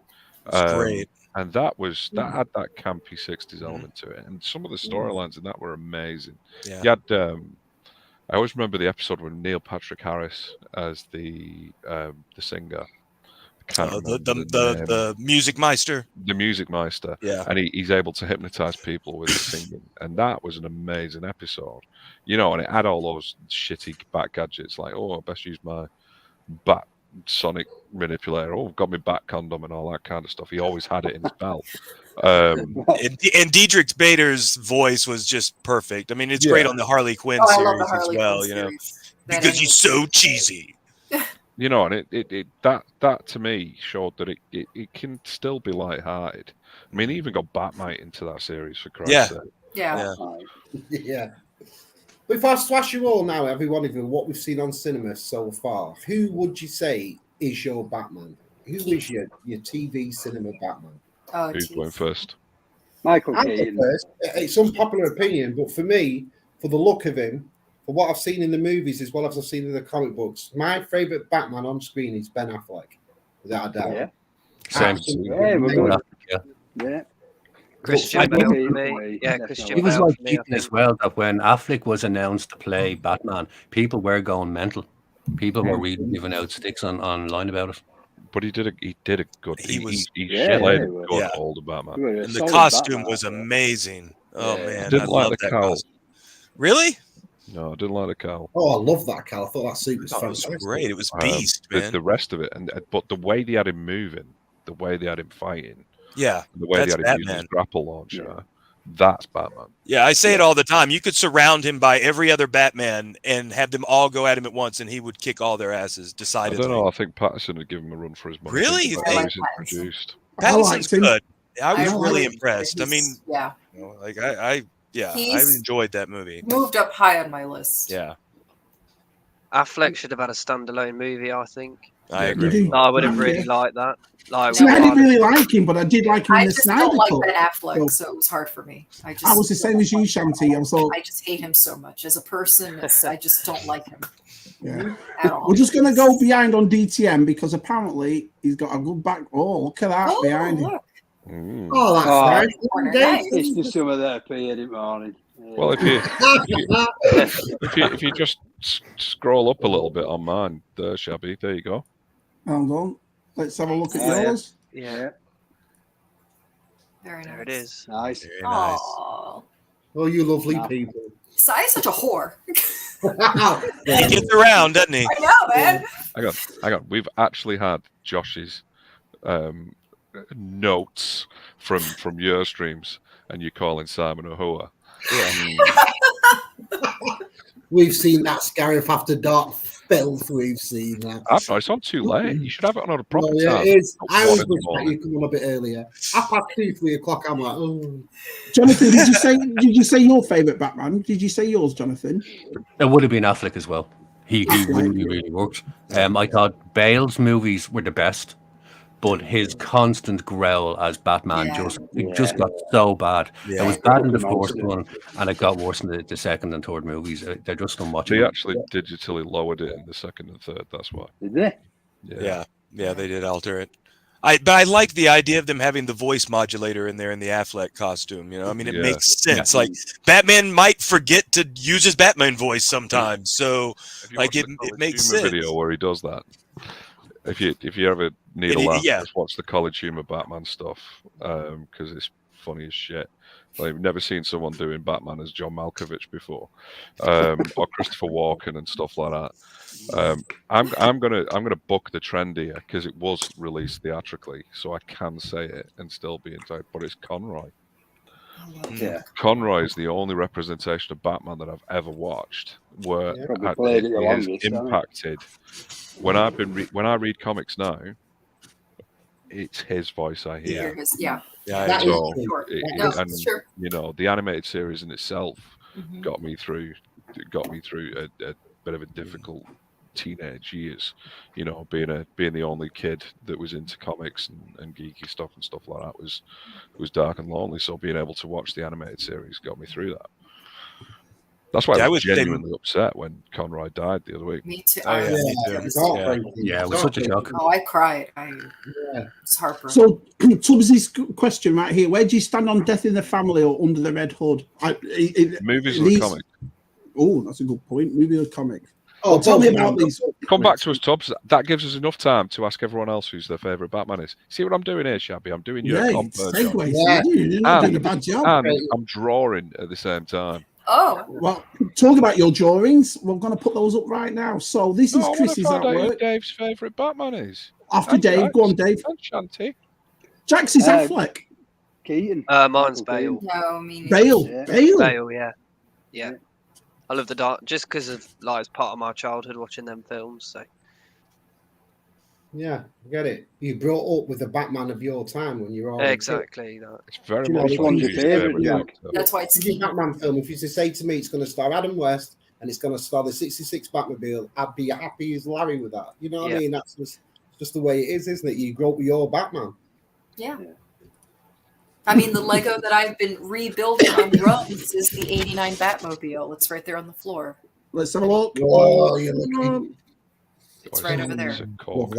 I want that set. I'm not paying 850. And I have the Batwing too, but that's in my other room. Nice.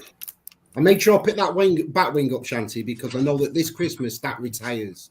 So if you don't get that by Christmas, I got that last December, and they told me at the Lego store, they're like, it's a good thing that you're buying this one because they're going to retire it soon. And so I will say, if anybody's umming and ahhing, pick that up now because it's going to just treble in price in the new year. Did you get it, Si? Yeah, I made sure. Once I heard it was getting because I missed out on the '89 Batman. And Claire kept saying to me every week, pick it up. Oh, I'll get something else. I want to collect Marvel Legends. I'll get me multiverse. It looks a good one. Putting it off and off. And now I'm looking for it. It's between £600 to £800. Yeah. So it only got retired last summer. So when it came to the Batwing, I jumped on it. Simon, we will have a chat somewhere else. Ooh. Nice. So Greg's asked, what's the group's favourite TV and villain? But before we jump onto that, I'm just going to show you Chris's artwork. So then I'm on ball. Then all four of them. All four of them. Here we go. No, show two and then two later on. Hold on one second. I was just pointing out that I've really invested in this, Simon. Oh, yeah. Like you know, talking about being a whore. Buy my shit. So hold on. Yeah, Claire said then. So this is Chris's artwork right here. Oh wow. Nice. Oh, Adriel. Very cool. Yes. Very cool. I love that Nightfall Batman. Well, so explain to me, why is Batman in yellow and blue there? What's that one? Okay, so in the 90s when they decided to kill everyone off, they did the Death of Superman, but they also did Nightfall, which kind of ran concurrently, where Bane, the proper Bane, where he's a criminal genius as well, he comes up with a way of taking Batman down. And he basically keeps him awake for 30 days and then breaks into the Batcave and breaks his spine. So someone that Bruce has been grooming, for want of a better word, to take over, takes up the mantle of the Bat. It's John Paul Valley. I see it. Josh is right there, yeah. And what he does is he redesigns the Batman costume because he's got this system in his head. And that's the first iteration of what it did. That one is from. Yeah, I love that Batman. That's from Dark Knights of Steel. Nice. Which is a new thing. We've not really touched on the Elseworld stuff. But I think I was talking about this one when I was chatting on Brian's stream the other day. The Dark Knights of Steel one, it takes it away from the modern contemporary setting and it puts them in more of a medieval universe. And Bruce Wayne is actually the commander of the L's armies. So he's known as the Batman, and he wears armor and he's got a sword and all that kind of stuff. I noticed your pictures are very vibrant. You like using a lot of colours in yours, a lot of primary colours, blues and yellows. And I think it's the thing on that one was to try and get a bit of colour into it, because otherwise it'd just be grey apart from the blue of his eyes, because it is a grey character. But the yellow in the background, it was more of an aged look that I was going for, just to add a bit of spice to it, really. That's cool. That's really cool. Oh, I love that. Yeah, that's what I did the other day. I got a lot of downtime. Kids are on fire, and I'm like, just let me finish this one line. Oh my gosh. Stop, drop, and roll. Right? That's really cool. I like that. No, that's so cool, Chris. That really is. No, that's an idea I had about whoever wants that. Obviously, me and Sam talked about prints and auctioning off the originals and so on, but you can hang it whichever way you want. Yeah, it goes both ways, as we see. So. Because obviously it's a playing. It goes both ways, kind of like Chris. Okay, yeah, that's cool. So that was the idea you had, Chris, was to go both ways. Okay. Any hole's a goal. Hey, buddy. And then on that motif, I sent this to Sai earlier on because they've just released. I'm mad for this artist at the moment called Dan Mora, and he's released a picture of his issue 10 cover for Dark Knights of Steel. And that's what he's released this month. Nice. So Nice. Great minds think alike. Do you know what I mean? I see. So yeah, I was like, I should be getting paid big bucks. So let's get to Greg's. So what's the group's favourite villain from TV and film? So if we start from side and we'll go all the way through. Joker. It's always the Joker. From TV and film? Yeah. You've got enough Jokers to pick from. Which one? Let's put you on the spot, Simon. This was your idea, man. Cesar Romero, 66 Joker. Always the best. Sorry, I've just been sick in my mouth a little. Swallow it down. Swallow it down. Oh, I'm used to that. Yeah, you are. I'm surprised you didn't follow that with bitch, Josh. Swallow it down, bitch. Right, well, I'm next on the line at the top here on my screen, so I'll go, and I'm going to say DeVito's Penguin.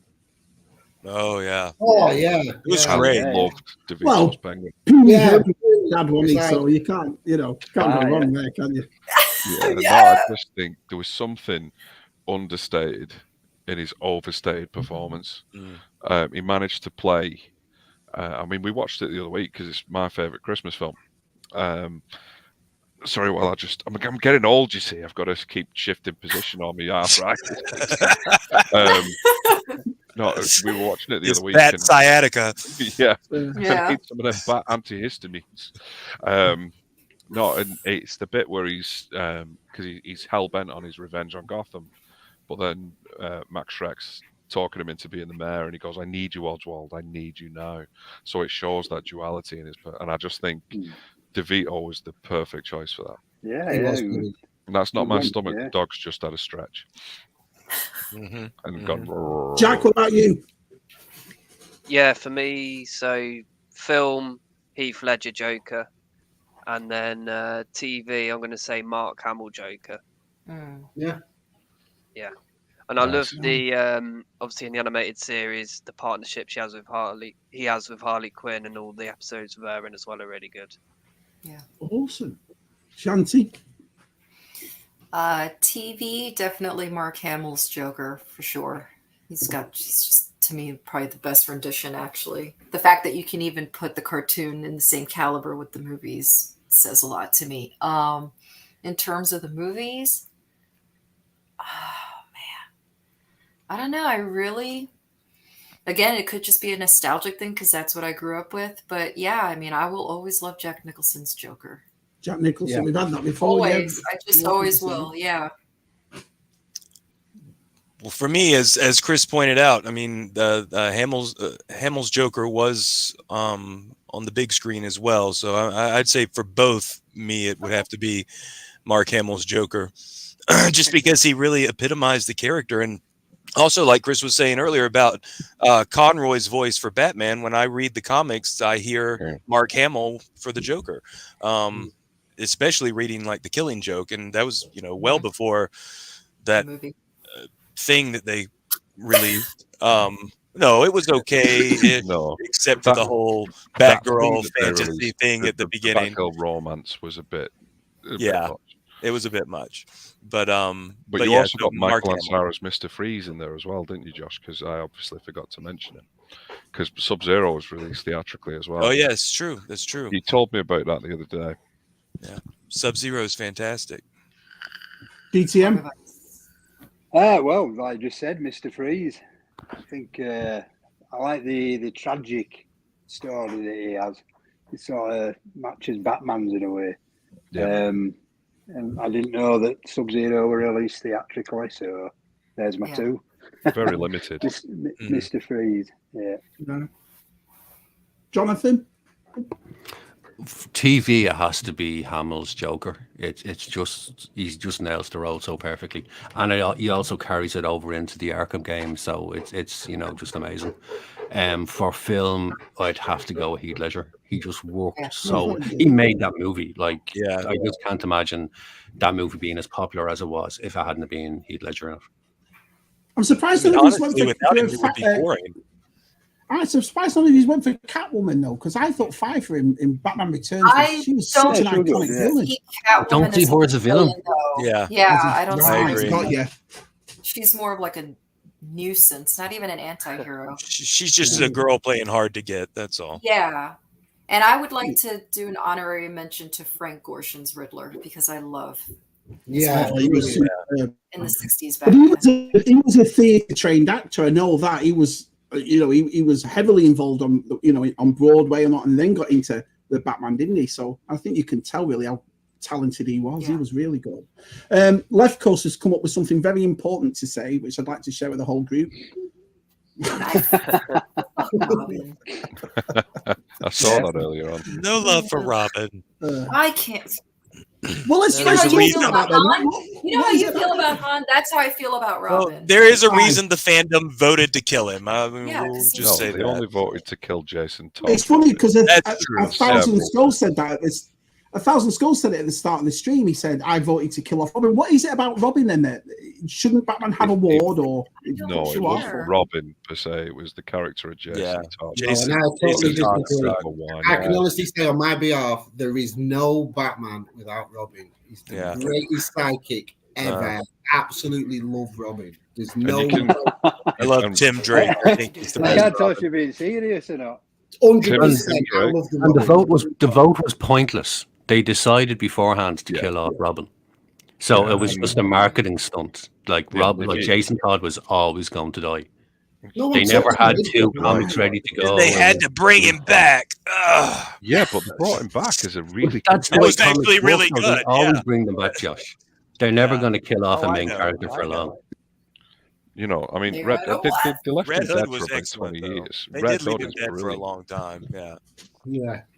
And I mean, they even did it in the Titans TV show, which is brilliant, and nobody watches it for some unknown reason. Yeah. They brought Red Hood into it from that transition from the second Robin. I just think he's an amazing character. But even when you've got Damian Wayne as Robin, you've got that different angle to it, because Dick was always Bruce Jr. Yeah. Jason was just a dick when he was Robin. Then you had Tim, who was the highly more intelligent. No, Tim was excellent. Yeah. And then that always said it all about Damian Wayne, didn't it? Just said it all. Yeah. I love Robin. Always will. Yeah, there's something about it, and I think as a kid as well, because he took a child on. You didn't think of the obvious child endangerment factor. You just thought, I could be Batman's sidekick. When you're reading it. I could run around in. I hated any time Robin showed up. Robin was just a moving target for the bad guys, so Batman could stay in the shadows and be safe. So Yeah. But why is that? why it could have been those bright colors. Why is that, Chantal? Why do you not think it works? I just always thought he was like a twerp. Just a twerp, annoying. She was jealous of his legs. That's what it was. Especially the way Josh draws them. No, it's how you feel about Han Solo. You know what I mean? Like, I don't want any focus taken away from Batman. So for me, like, that's Han all I sucks, need. yeah. Although it is really cool. Although it is really cool that my mom actually got to talk to Burt Ward once. Because she was working at a law. From what I've heard about Adam West and Burt Ward, she actually got to talk to him. From what I've heard about Adam West and Burt Ward, he'll have been trying to do a lot more than talk to her. Yeah. What? Yeah. It was a different age. Yeah, your mom left out that part of the story, didn't she? It was the 80s, so. She said he was very nice, so I don't know. I bet. I bet he was. Very considerate lover. I told you the other day. Never tell me what. Do you think better Batman and Robin or just Batman? Just Batman. Just Batman. Yeah. It seems to be most favorite. Although I did like Chris O'Donnell, honestly. Really? That's Oh God, the most no! I've ever liked. God, no! Shabby, you just eject. The worst Robin ever. You have to remember how old I was when those movies came out. So for me, it was, Chris O'Donnell's so cute. So Lewis, what? Was Lewis Wilson from the fight? Thank God. Young and stupid. Lewis Wilson. Harry Kelly from Dark Knight Returns. That was the only Robin I ever liked. I thought she was really great. That's a good poll. That, Hi, Michelle. That's my sister. Oh, is it? I was going to say. Well, I won't say what. Yeah. Hi, Michelle. How are you? That's MTM. Yeah, MTM. Yeah. MTM. Oh, I'm glad you came in. So, I just saw something right there, and I've lost it. Lewis Wilson was the first Batman, so we can't forget about him. Apparently, was that the one from the 40s where they had a dodgy ear, didn't it? I remember watching the thing where his ear always popped up. Yeah, you had the weekly serials. They're not great. Now, our good friend Tubbs got in touch, and he sent me a picture to add to this. So let's have a look at that. That's his. So let's just see if I can get hold of this. I tell you, I've never worked so bloody hard on a streaming my life. We've got it working tonight. Something else. Hello. Yeah. Shabby, shut up and do your job, will you? Don't get comparing your wedding, folks. Josh, Shanty, don't get him being your DJ. He'll talk all night. His arms. Anyway, Boney M on repeat in the arms like that. This is a great picture. So this is from our good friend Tubbs. That's brilliant. That's good. That is gorgeous. So he's done the animated series, hasn't he? The background's like the animated series. Looks great. But if you look at the bottom there behind Red Hood's leg side, that is a nice touch. That is nice. Yeah. Oh, yeah. That is a nice touch. Yeah. Definitely Robin badge. He's been working on that for weeks and weeks and weeks. I love it. Goodbye.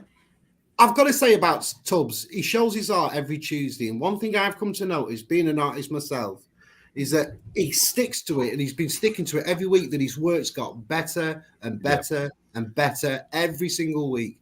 Where at one point, we're going to look at Tubbs' work and just be gobsmacked with what he's produced, because he's stuck to it. Do you know, it's inspired him. He's gone back to doing it, and he's stuck to it every week. And he's showing his work.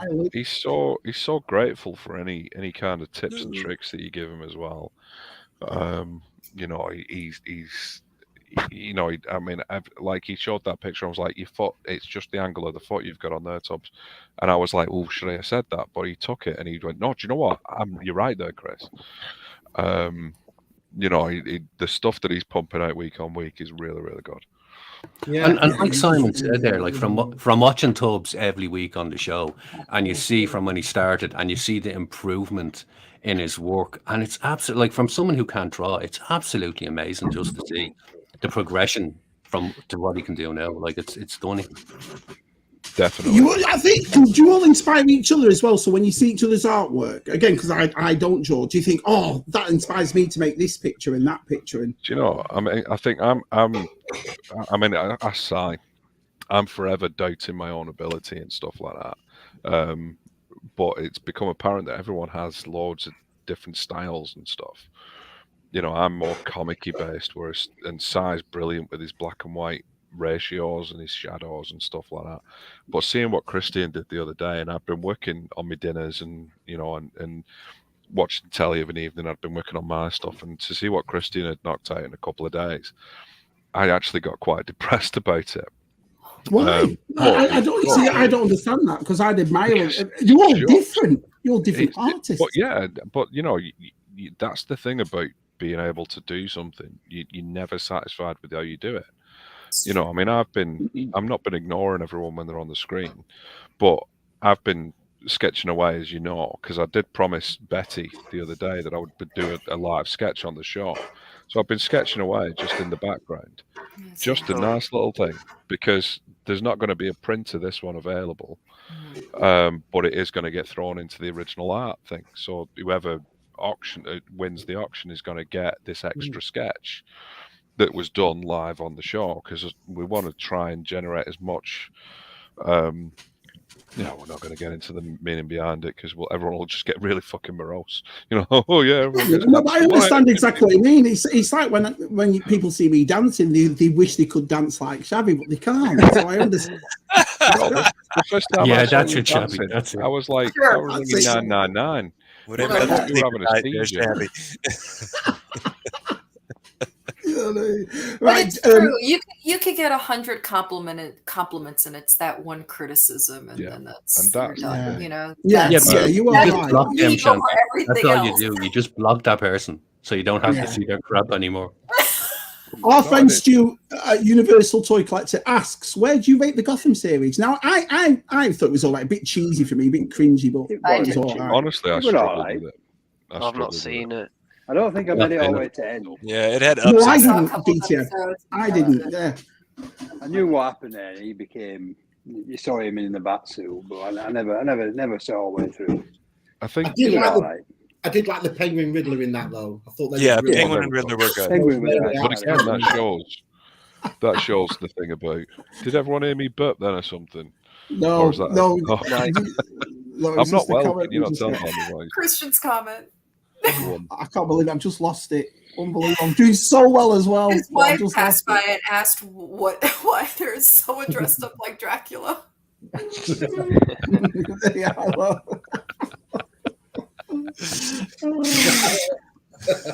Mark, so a lot of people. So Mark Hamill, I would say, as someone who's not, as big as Batman as you lot are, he's just as big as Kevin Conroy. Then, without you know.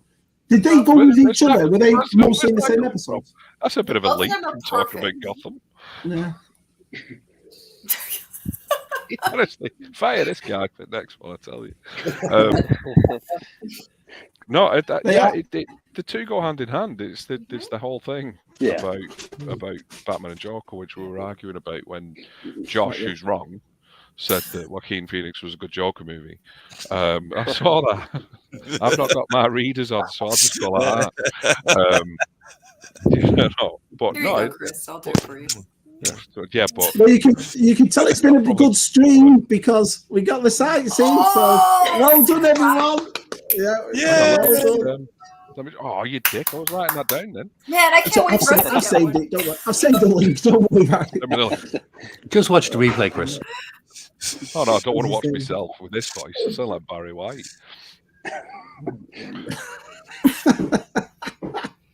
Hi, Pete. Nice to see you, Pete. Hey, Pete. So let's just get. I'm trying to get as down this as possible. And thanks, everyone. This has been great. I've learned so much. It's been brilliant. I really have. It's funny how you've all come on, and about one character, you've got so many different ways of thinking about this character and looking at the aspects of this character. And I find it fascinating because you don't really find that in Star Wars. We're either here or there. Do you know what I mean? In what? Sorry, you were told not to mention that again. Yeah, but the SW word. I was free zone, Shabby. Well, me and Jack were, like I said, we're and Josh, we're big Star Wars fans, so this is cool. It's well, yeah, but what I'm trying to say is, it's a different perspective. It's a different perspective. No, It's everyone like can have a disagreement without kicking off, without going, "No, you're wrong." You know, you're wrong. You're wrong. Yeah. You're wrong bringing that shit into this. If my arms were as long as yours, I'd be slapping you around the back of the head.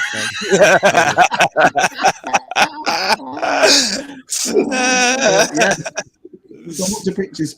Alicia Silverstone. I forgot she was. You see, you've always liked Anne Hathaway as Catwoman. Si, remember that? Yeah, but there's a reason. I liked her. She was my favorite Catwoman. It's unpopular, I know that, but she was. It's very unpopular, Simon. It's very unpopular. But she was the first time you saw her as a cat burglar. I loved her. Right, and that's fine. I just don't think Anne Hathaway is sexy. No. I don't know, Shanti. She's very pretty. I'm not saying she's not attractive, because people always say, all you ladies are so jealous. No, fuck that. She's beautiful. I just don't think she's sexy. We have to agree to disagree. She's just still that girl. Just watch that scene where she's kicking the hell out of people again, and see how far she can lift the leg. You know what? As much as I like the Nolan ones, I didn't like the third movie. It's the least rewatchable. Talk about the Nolan. It's awful. I didn't like Yeah, it. I agree, Shanti.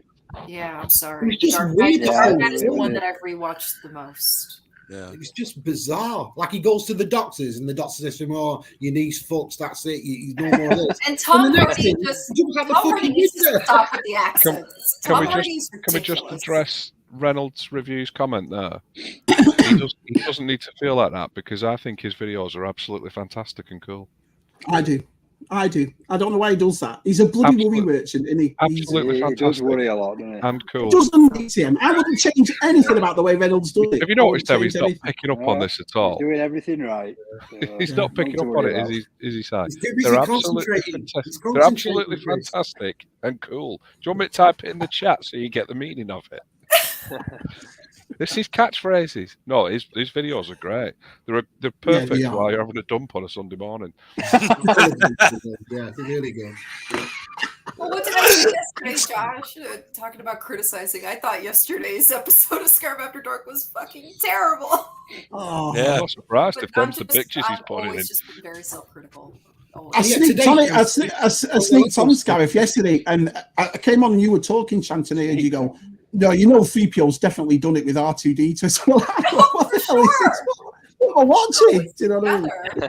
It's typical week. It gets lonely. Well, I mean, yes, you did say that you thought it was a shit episode, but to be fair, I mean, I didn't think you did that bad. So, you're good. Oh, if you think this, I mean, this has gone all right. This is Man and Si's first foray into doing anything like this. And if we ever did another one, we'd probably do it on, I don't know, like bloody The Goonies or something like that. And it'd be crap. Because I know sod all about The Goonies. Oh, I do. I love The Goonies. Love the Goonies. Yeah. Oh, well, we could definitely talk Goonies. Oh. It was a really bad example because I love The Goonies. So what? Charlie Brown, because I never got that.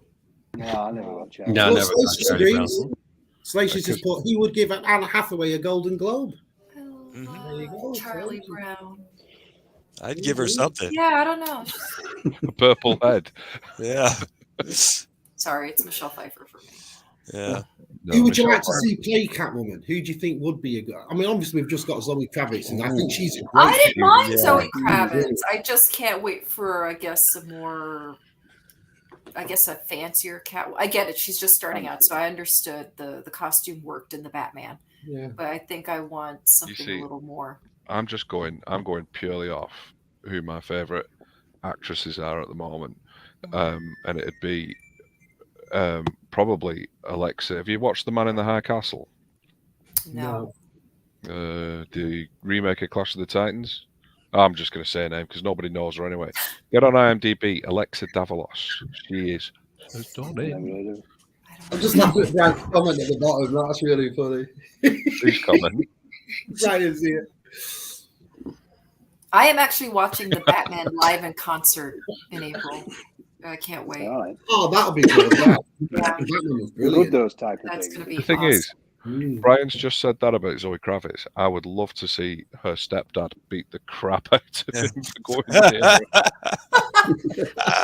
Little Brian there with his hat on, going, "What's top of the morning to you, Jason?" Right, so we've seen dioramas of Gene Force, we've seen art of you lot, and we've got some more art to come. But I'm just going to show you some of the pieces of furniture that I've done. So as you know, I'm in the furniture business, but I just pulled out a couple of things that we've done Batman. Just Sounds to like show a you. Northern Hellboy then, didn't he? So this is, that's the first one. That's actually hand painted. That right there. That's so beautiful. Jen, That's really cool. So that was a huge coffee table that was going into somebody's house.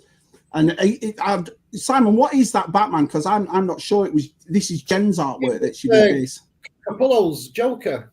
Yeah. So that coffee table there is about 6 foot by about 4 foot. It's huge, and that's the actual artwork. That's hand painted by Jen. So we did that. That's awesome. Yeah. So that was a cool one. Let's see if I can find. Shabby, that should be on a t-shirt, mate. That really should be on a t-shirt. That's an amazing. Thank you, my friend. It's beautiful. That's what I said to Mark. I said, you've done so much Batman furniture over the years. Show some off, because some of the work that you and Jen have done in especially Shabby Jack's side of it, way back, it's amazing. Some great stuff. Yeah. That's a thing that we did. This is a comic one, and that's hand painted front, and all around the edges, as you can see, is all different aspects of Batman. Beautiful. So, and that's the top of it. That we did right there. Yeah. Oh my god. And then this was a huge chunk that we made, and I did all 4 sides, and I actually had it in the toy room for a while, but we sold it. So I covered again all aspects of it right here, and that's the top. So beautiful. And it's all so it goes all 4, and then on the actual sides of it is all the old vintage Batman comics. So they're all the comic That's quite covers. a new one though, because that red bit on the corner there, that was Jim Lee's take on the Batman movie part, the new Batman suit. So why aren't you making them now?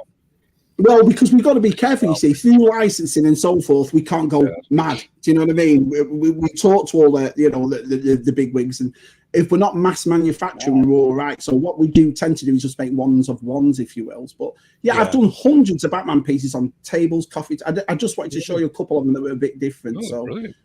Well, thank you. Absolutely amazing. I mean, this is the thing. Everyone's got a talent that they bring to this, isn't it? And I think the more we meet in the community, the more we get to know each other, the more we watch each other's videos and Twitter. We all tend to find it inspiring. The way you just phrased that then reminded me of a thing I was doing about 10 years ago. I was in a classroom environment. I was a tutor, and I was teaching them, and I was talking about your CVs and talking about your skills and stuff like that. And I asked this one lad who was being a dick. I said, "You've got to be able to do something better than anyone else." And do you know what he said? "I can wank really fast." And I was like, "Get out. Get out." Well, Chris, did he get a gold star? I thought it was brilliant. That got filed under anecdotes, that did. Luke Reynolds is a good lad. When he was changing all these stuff around, making these videos, I'll tell you behind the scenes secret with Luke's videos. I said to him at one point, I said, "Do me a favor." I said, "One of your videos," I said, "take away 2 of them Star Wars helmets and put your Batman cowl and your Bane helmet there. Just in one video just for me, so I'll see it." And I totally forgot all about it, honestly. And then a couple of videos back, he went and put the Bane and the Batman right there in his video. So if you see that in his video, you'll know why he did that. Brilliant. I noticed that actually, because I've seen. Yeah, brilliant of him. So I've just got some more artwork to show you, and then I think we're done with the artwork. So we're not. Are we not? Oh no, I mean that I've got actually with me. Hold on one sec. So this is doing the Prince questions, Shabby. Yeah, no, I mean pictures I've got on me. That's what I mean. When it comes to something, when I'm the voice of reason. Yeah. When I'm the voice of reason, so this is a manga fandang piece right here. That's That's hot. Now the difference with this one side, this has got colour on it. I can see dots and red, and why is that? Now and again, I just put a dash of colour in just to break it up a bit. If it's too over grey, then I just break choice. it up. Just put more colour. I like it. And what Batman is that, Si? That's obviously my favourite. That's Ballon. That's the Ballon Batman. I love Ballon's Batman more than any. So, right. And then we've got this right here. And I remember this picture. So this is awesome. That's gorgeous. That's quite old. That I drew that in 2003. It's nearly 20 years old, that picture. But I've got loads of old artwork saved, so I was going through some, and I've still got that. So I thought that'd be one to print out with it being just black and white. It's a nice picture. Good angle on Harley there. Yeah. Joker. Has anyone got any bromide for Josh's tea? Sorry, I'll have to translate for the Yanks. Bromide is a chemical wives use to slip into their husband's tea to lower their libido. Oh, okay. Interesting. Don't give anybody any ideas. What? Nothing. What, Josh? I said, don't give anyone any ideas. I'm just saying. I'm fine with it. Sounds like you need it, or chemical castration or something. Who in the Batman world do you think's overrated? Who do you think, no, that's not a good character, and I'm not, you know. And do you know what? He's not overrated for me as such. I think he's overused. And that is someone who's entered the conversation too much tonight as it is. I'll tell you who's underused that should be used a lot more, and that's Freeze. Yeah, because like Dave was saying earlier on, I love that character so much. The altruistic reasons behind what he does. It's all about Nora, and you know that's it is now anyway. Yeah. It's all about Nora. Whereas the rest of the villains, it was always a case of we're gonna fuck with Gotham. Whereas Freeze is like, you know, he's doing it for a reason that's not his own. That's why Heart of Ice is one of my favorite episodes of the It is. It's amazing.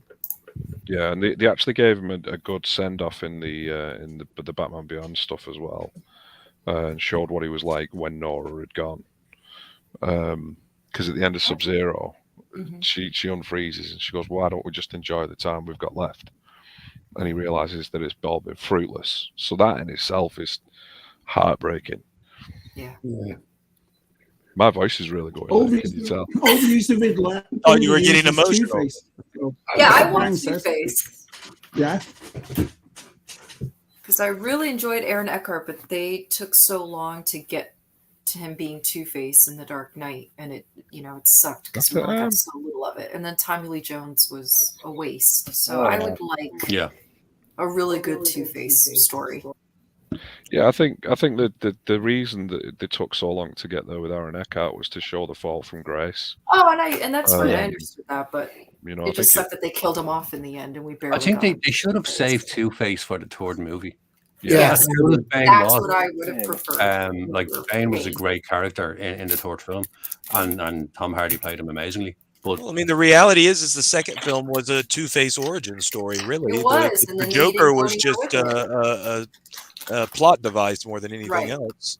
But Josh, that's why I was saying that they should have saved Two-Face for the third movie. No, I'm agreeing. Yeah, in the second one, and then the main villain being Joker. Yeah. No, I agree. What do you think about apparently the talk is that the follow-up, the sequel to the Batman, will be a Mr. Freeze villain? What do you think about that? Yeah, hopefully. I love it. I think it'd be good. Yeah. It's ended in a way where it makes you think. Mr. Freeze. Yeah. I mean, it because I mean, I think the things that I like about the Batman are the things that Josh was talking about, liking about Joker earlier on. No, it delves into the psychology of the Batman character because you see him writing the journals, you see him working things out and so on. So I think Matt Reeves as a filmmaker has got a really good ground in making that story believable. I completely agree. So Freeze would also work really well in the very grounded Matt Reeves. He really would. Oh, yeah. Characters like Clayface or Killer Croc just wouldn't. Yeah, people need to get that Arnold Schwarzenegger image out of their minds and realize. Arnie was a great Freeze. I loved him. I loved Arnie. It's like Jack was saying before about the games. How good was Mr. Freeze in the Arkham games? He's seen you have to hide from it. It makes you jump out your skin, when he's behind you. The voice in the Arkham games. That's a hard boss. That's a hard boss fight, from what I remember. Yeah. Is it optional as well, or is it part of the main story? I can't remember. No, it's part of the main story. Part of the main, yeah. Because I know in Arkham Knight there's a lot of optional stuff that you can do, isn't there? Yeah. Yeah, that's there is a Freeze optional bit. Yeah. in Arkham Knight, but it's in Arkham City. Yeah. Where he Yeah. kind of gets you, he's working with you, and then he betrays you, and you're Yeah. running around Gotham PD. Yeah, it's a good level, that. So Smugglers wants to know what your favourite Batman toy that you own is. Does anyone have a favourite Batman toy? I don't know. Several. Yeah. All of them. Yeah. Oh, It's kind What of hard. stands out? I mean, I from you. can't. Yeah, hang on, DTM. Let me make you big. Yeah. I don't know, but SH Figure Arts Keaton Batman. Yeah, it's beautiful. Yeah, Yeah, that's probably one of my favourites. Yeah. But yeah, nice figure out. I could be here all Anybody day. else? I can give you a top rundown. I've not got any of them out because they're Yeah. either on display or. I love the multiverse line. I think the ones I've got at the multiverse line are just absolutely superb. They do a good work with them. My DC Direct Batman the Animated Series figures, they just jumped off the screen. But the one that I've not got up, and it's just purely from a space issue, is the 1/4-inch NECA Real Toys. The quarter scale, NECA Real Toys Keaton Batman. It's about big, and it's awesome. Yeah, and I've got the Catwoman of that as well. They'd look great on display, but I've just not got the space at the moment. I need to have a jig about. I got the Catwoman. Did you see this? That Nick? It's just that one next. Did you see So that? is Nick that gonna just announced the compete? Batman 66 though? Is that going to be competing directly with McFarlane then? Like, I don't Probably know. a different size. $10 difference as well. Yeah, but are they going to do it like more, highly detailed and everything? I guess then. Yeah. Well, what I've seen so far with that is that I've seen two figures. One's Robin, one's a 66 Batman. They're both 18-inch scale. They're just like a full. They're £136 over here. They're not released till January. So my guess is it's just them two that NECA are doing. That's my guess. Okay. They're not like figures. They're not 6-7-inch, Josh. So my guess would be it's just them two. They've actually done them before. I think it's just a redo of them. I thought they'd done them before, yeah. Yeah. So we've just hit the 2-hour mark. So what do you want to say about your prints and so forth, fellas? Oh right, yeah, we've got to do questions now, haven't we? Right. Now, Simon, do you want to go through your idea?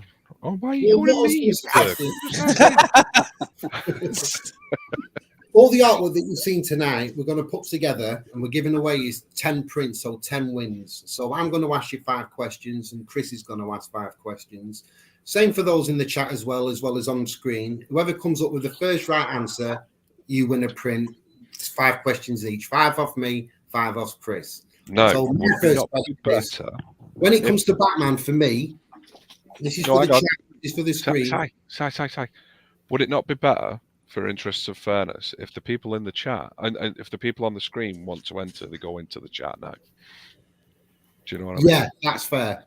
So if you have because I'm not reading the chat, and I'll hear Josh go Keaton like that, and I keep picking on Josh.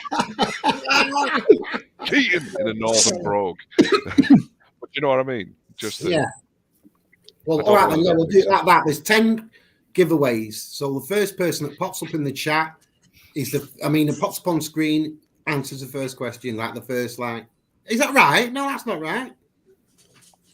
That's what I said earlier. Just ask the question. Just ask the question. Right. Actually, sorry, just you can't do it that way because there's a 30-second delay. So all the people on the panel have a 30-second advantage over everyone in the chat. I'm in the chat. Yeah, but you're also got it on the stream, Shanty. So you'd hear the question and can type it 30 seconds before anyone in the chat will hear the question. Yeah, that's true. You're right. Do you know what? That's it's like you guys have never done YouTube before.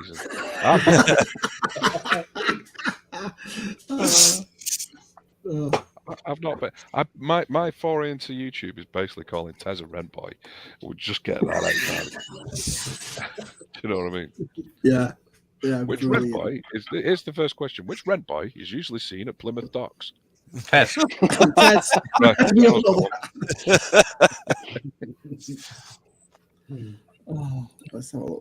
So what do you want to do then? So are you going to answer these questions? I will recuse myself from if you want to let the chat do it. You can come back in if you want. just the competition bit. It's fine. Oh, Well, no. considering I already Guilty as shit. have two prints from. I think the best thing to do is this. I'm just looking out for all you guys. Well, Right. there's actually prints on the way yet to Josh, which is the Bride of Frankenstein pictures. There's print on the way to Dave because he also won the last stream that we did. Right. And there's also Judge Dredd coming to Jonathan Redmond. So what I'll say is this: Thank you, Simon. everybody on the panel now, everybody gets a print anyway. Do you know what I mean? I'll print all the ones up and send it. With the Nice ones one. Oh, you like Oprah Winfrey. You like Oprah Winfrey. You get a print. You get a print. We'll just stick to the 5 questions each, and we'll just stick that one just purposely to the chat. So everybody on here gets one anyway. Because I've got all you lot to send prints to anyway. So. Thank you, Claire. Yeah. Cheers, Si. So if I said the first question for the chat is, as an artist myself, when I draw Batman, do I prefer long ears or short ears?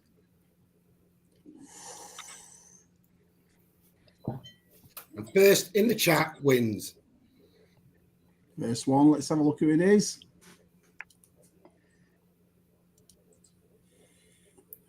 I actually don't know the answer to this. Right, the first one. G-Force, and that's correct. Long ears is my favourite Batman. I do love the long eared Batman than I do the short hair. So G-Force won that one. Right, so we've got G-Force is primary long, just second, left coast, universe, and they've all gone. Oh, Gerard said short. Everyone else has said long. Oh. I like that vampire element of Batman. Long, massive, flowing black coat, massive, big point ears, and the nasty look. You know, I like that. The Dracula look. Yeah. Incredible. Ah. Right, your next question. Who's Chris? Your question. Okay. In 1992's Batman Returns, Oswald Cobblepot's dad was played by a famous comedic actor. What character was he most well known for?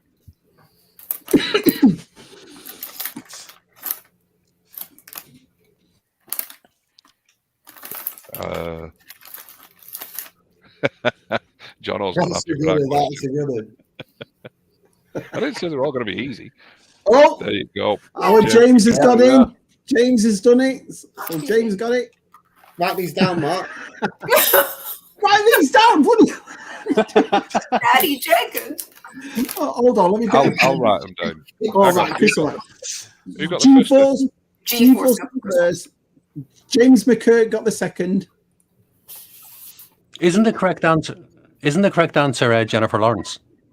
Doesn't she force for everything? yeah. Red Foreman, brilliant. Oh. She's a dumbass. For my next question, pass it on for one of you to ask the question. So for mine, bear in mind, it has to be a Batman question for obvious reasons. Who'd you choose, Si? Chantel. Right. What? Oh, I have to ask a question? Oh, shit. Whoever gets it right wins a print. Well, a set of prints. I don't know. No, come back to me. I didn't even get a chance to think about this. I don't like being put on the spot. She'll think of a question. She'll answer. Who played Two-Face? Oh, sorry, voiced Two-Face in the last Adam West animated feature? So, who voiced Two-Face in the last Adam West animated feature? I think it was called The Return of Two-Face. Can't remember. Something like that, yeah. Not even I know that.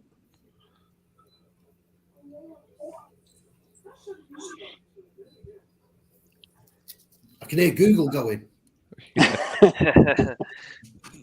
Hey, we don't care as long as they get a question right. Yeah.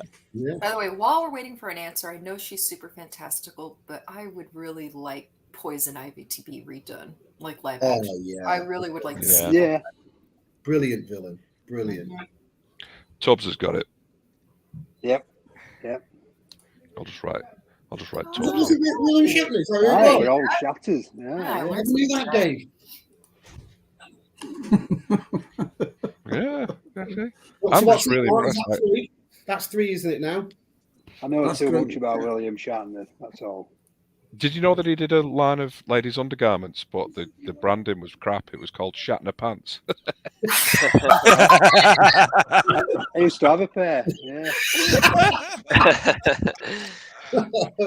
Why am I big again?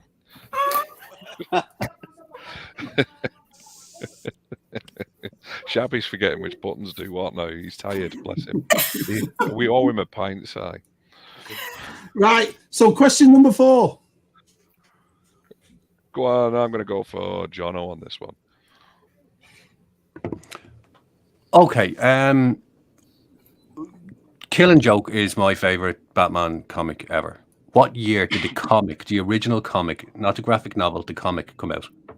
Good question. Oh, good question. That's a good question, that one.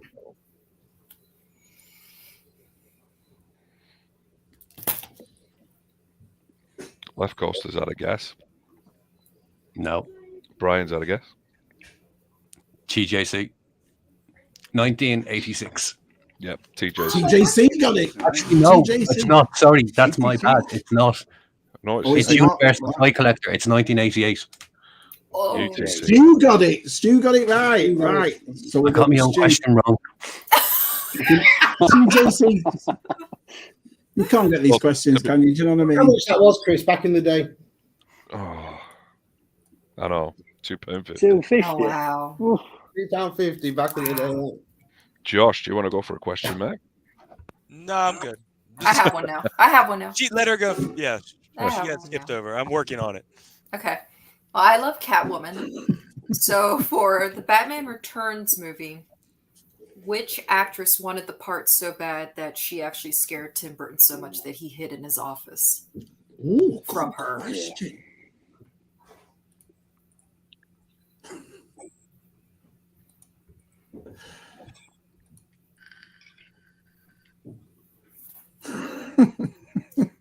I hope I stump everybody. No, it was not. No, not Madonna. Nope, not Madonna. Yes, he got it. It is That's Sean it, Young. got it. Well done, Pete. Awesome. Sean Young. I didn't know that. I've got a follow-up question for this as well. Oh. Okay, Right, so this is question number 6. What is Meow Mix? Meow, meow, meow, meow, meow. It was not Okay, so further to Chantal's question about Catwoman in 1982, who was originally cast and actually started shooting for it, but had to give it up for being pregnant. I know the answer to that one. Yeah, Oh, I've heard this one. I know the answer to that one. These questions were never going to be as easy as what colours is No, car? you can say you know your stuff. Good. You know, that's Gotta what mine be would have Cal. been. What's his car called? You know what I mean? What is Alfred's name? No, Brian's wrong. Brian's wrong. Oh, I remember it now. No, man. G-Force is wrong. No. G-Force is wrong. Madonna, man. This is a deep pull list. I think we're going to be here till midnight. We'll have to ask another 6th question in a minute. I can see it coming. And everyone will hail me as their god. What? Mark, have you got these winners wrote down? No, No, Chris I has. have. Oh, thank God for that. Thanks for coming, Si. Yeah, I think someone's got it. Yes, Universal Toy Collector Yeah. again. But he can't win 2, can he? Yes. And that, Yeah, he can. Yeah, he can. Yeah, he can win too. Well done, Stu. Well, I'd say on 2 benefits, I'd say it's up to Stu now to pass that on because make it fair. Yeah. He's 1-5. He's not going to want 10 of the same picture, is he? Maybe he wants to do decoupage. Well, if that's the case, then Tubbs should be the next one then. Well, no, I'd leave it because Stu did win, so it's up to Stu to say. Pay it forward. That's what we're trying to say, isn't it? Pay it forward. Oh, look at good old Stu. Stu, if you want to let us know who you want to pass it on to as well, just... He's not going to want 2 lots of the same picture, is he? He's not. I thought they were all getting prints of all of them. They are. Well, that's what I mean. 2 lots of all of them. I'm getting confused myself. Hang on a minute. So these winners get prints of every picture we've shown Every tonight. artwork that's been seen tonight is going to be printed. And people that have received my prints know the nice thick quality gloss prints. There you go, Tubbs. Will be printed every single one and be sent out. I won't be sending them out though now till after Christmas. Not for And the that's sake. why I sent mine to Si, because I It's can't. Christmas week and the post is all over the show here at the moment. Oh, So it's gonna, the first week in January, I'll be posting them all out. Right, so Stu said whoever got it right next, and that was Tubbs. So Tubbs is the winner for that one. Right, Tubbs Tubbs. has got Great. one as well. Tubbs got the third question right. Right. So how many is that now? How many more have we got? Four questions. Four. Now. Right. So back to you, mate. Oh no, Jack. Sorry, Jack. Yeah, no, I've got Yeah. a question. It might not be a hard question, but what year was The Dark Knight released in cinema? Oh no, that's a good. I'd never get that. Or would I get that? Well, I'll tell you what. Wait until the answer comes up and then see if you'd have got it. Got you. What was the question? What year was The Dark Knight released in the cinema? Don't work with kids or Shabby. Right, so we got that one first. No. I've not seen it yet. No. No, I haven't come up yet. Not yet. Christian's going on about the post, and he's got it wrong after that. Tubbs got it right again. Is it Stephen Tubbs. Yeah, So Tubbs has already Tubbs won. has got So it. if Tubbs wants to pass it on, the next person to win it would The have been. The next person go, got Brian. right. Brian. Yeah. Brian O'Regan. So Brian got it. Tubbs is just coming through with his Batman knowledge. Tell you what, so Stu, man, Stu's doing really well here. Yeah, that's true. But then again, I saw Stu's shelf the other night on his tour, and he's got a nice Batman collection as well. Stu has. Oh, I see. Yeah. Oh, these ringers coming in. Yeah. Right. That Johnny Knoxville film. Question 7. Sorry. No, question number 8. Question number 8. I'll go back to an art question again. When I'm drawing Batman, do I prefer to draw an all black suit Batman or the grey and blue suit, yellow belt Batman? So if I had a choice, if somebody said to me tomorrow, right, Simon, I want you to draw me a Batman that you want to draw, would I rather draw the all black suit Batman or would I rather draw the blue and grey suit Batman?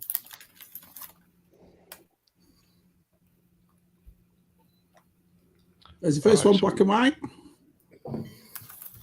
No, it would be blue and grey. Right, Brian. So the next one is TJC. TJC got it. Yes, he's got in. He's got in at last. Okay, who's eating crisp? You're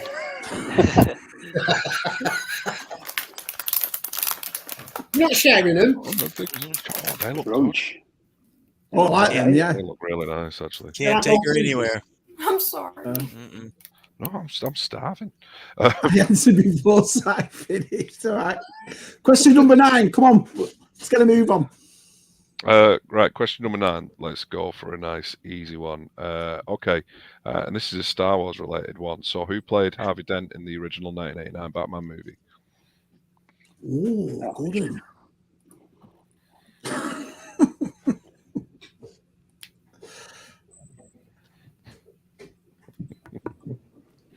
Indeed. Oh, yeah. We've got a winner. There you go. Left Coast one. Indeed. Stu just behind him. Heroin. Salacious. Billy D. William. Right, who wants to ask question number 10? I've got a question now. If you finally. Okay, yeah.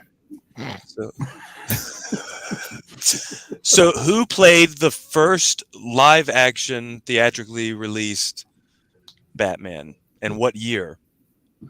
So you have to give the person and the year, Josh. That's like the worst question ever. It's How? 2 questions. That's 2 questions, Josh. Because it's 2 questions, Josh. There's an and. It's a compound sentence. Don't you try and talk to me about the Queens, man. You bastardized that language for your own.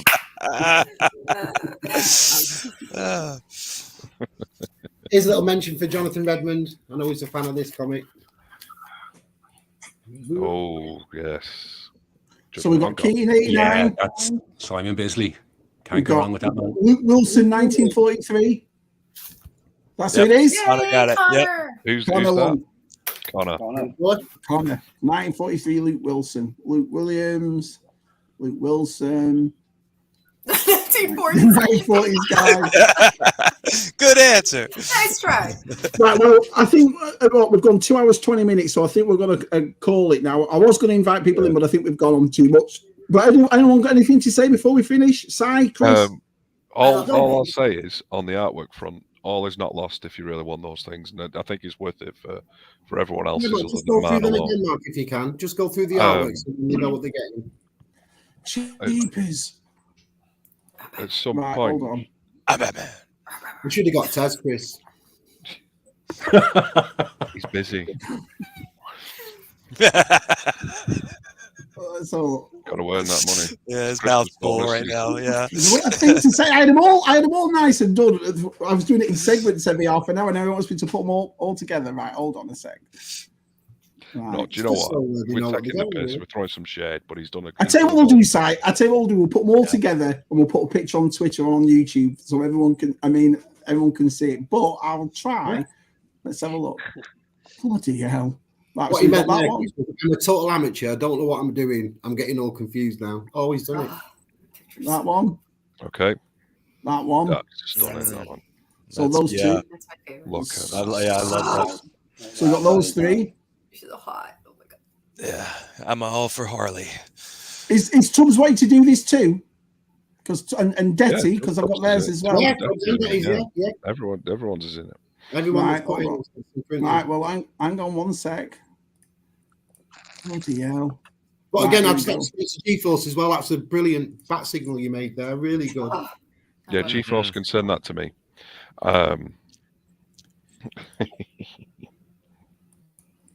So there's all Chris's.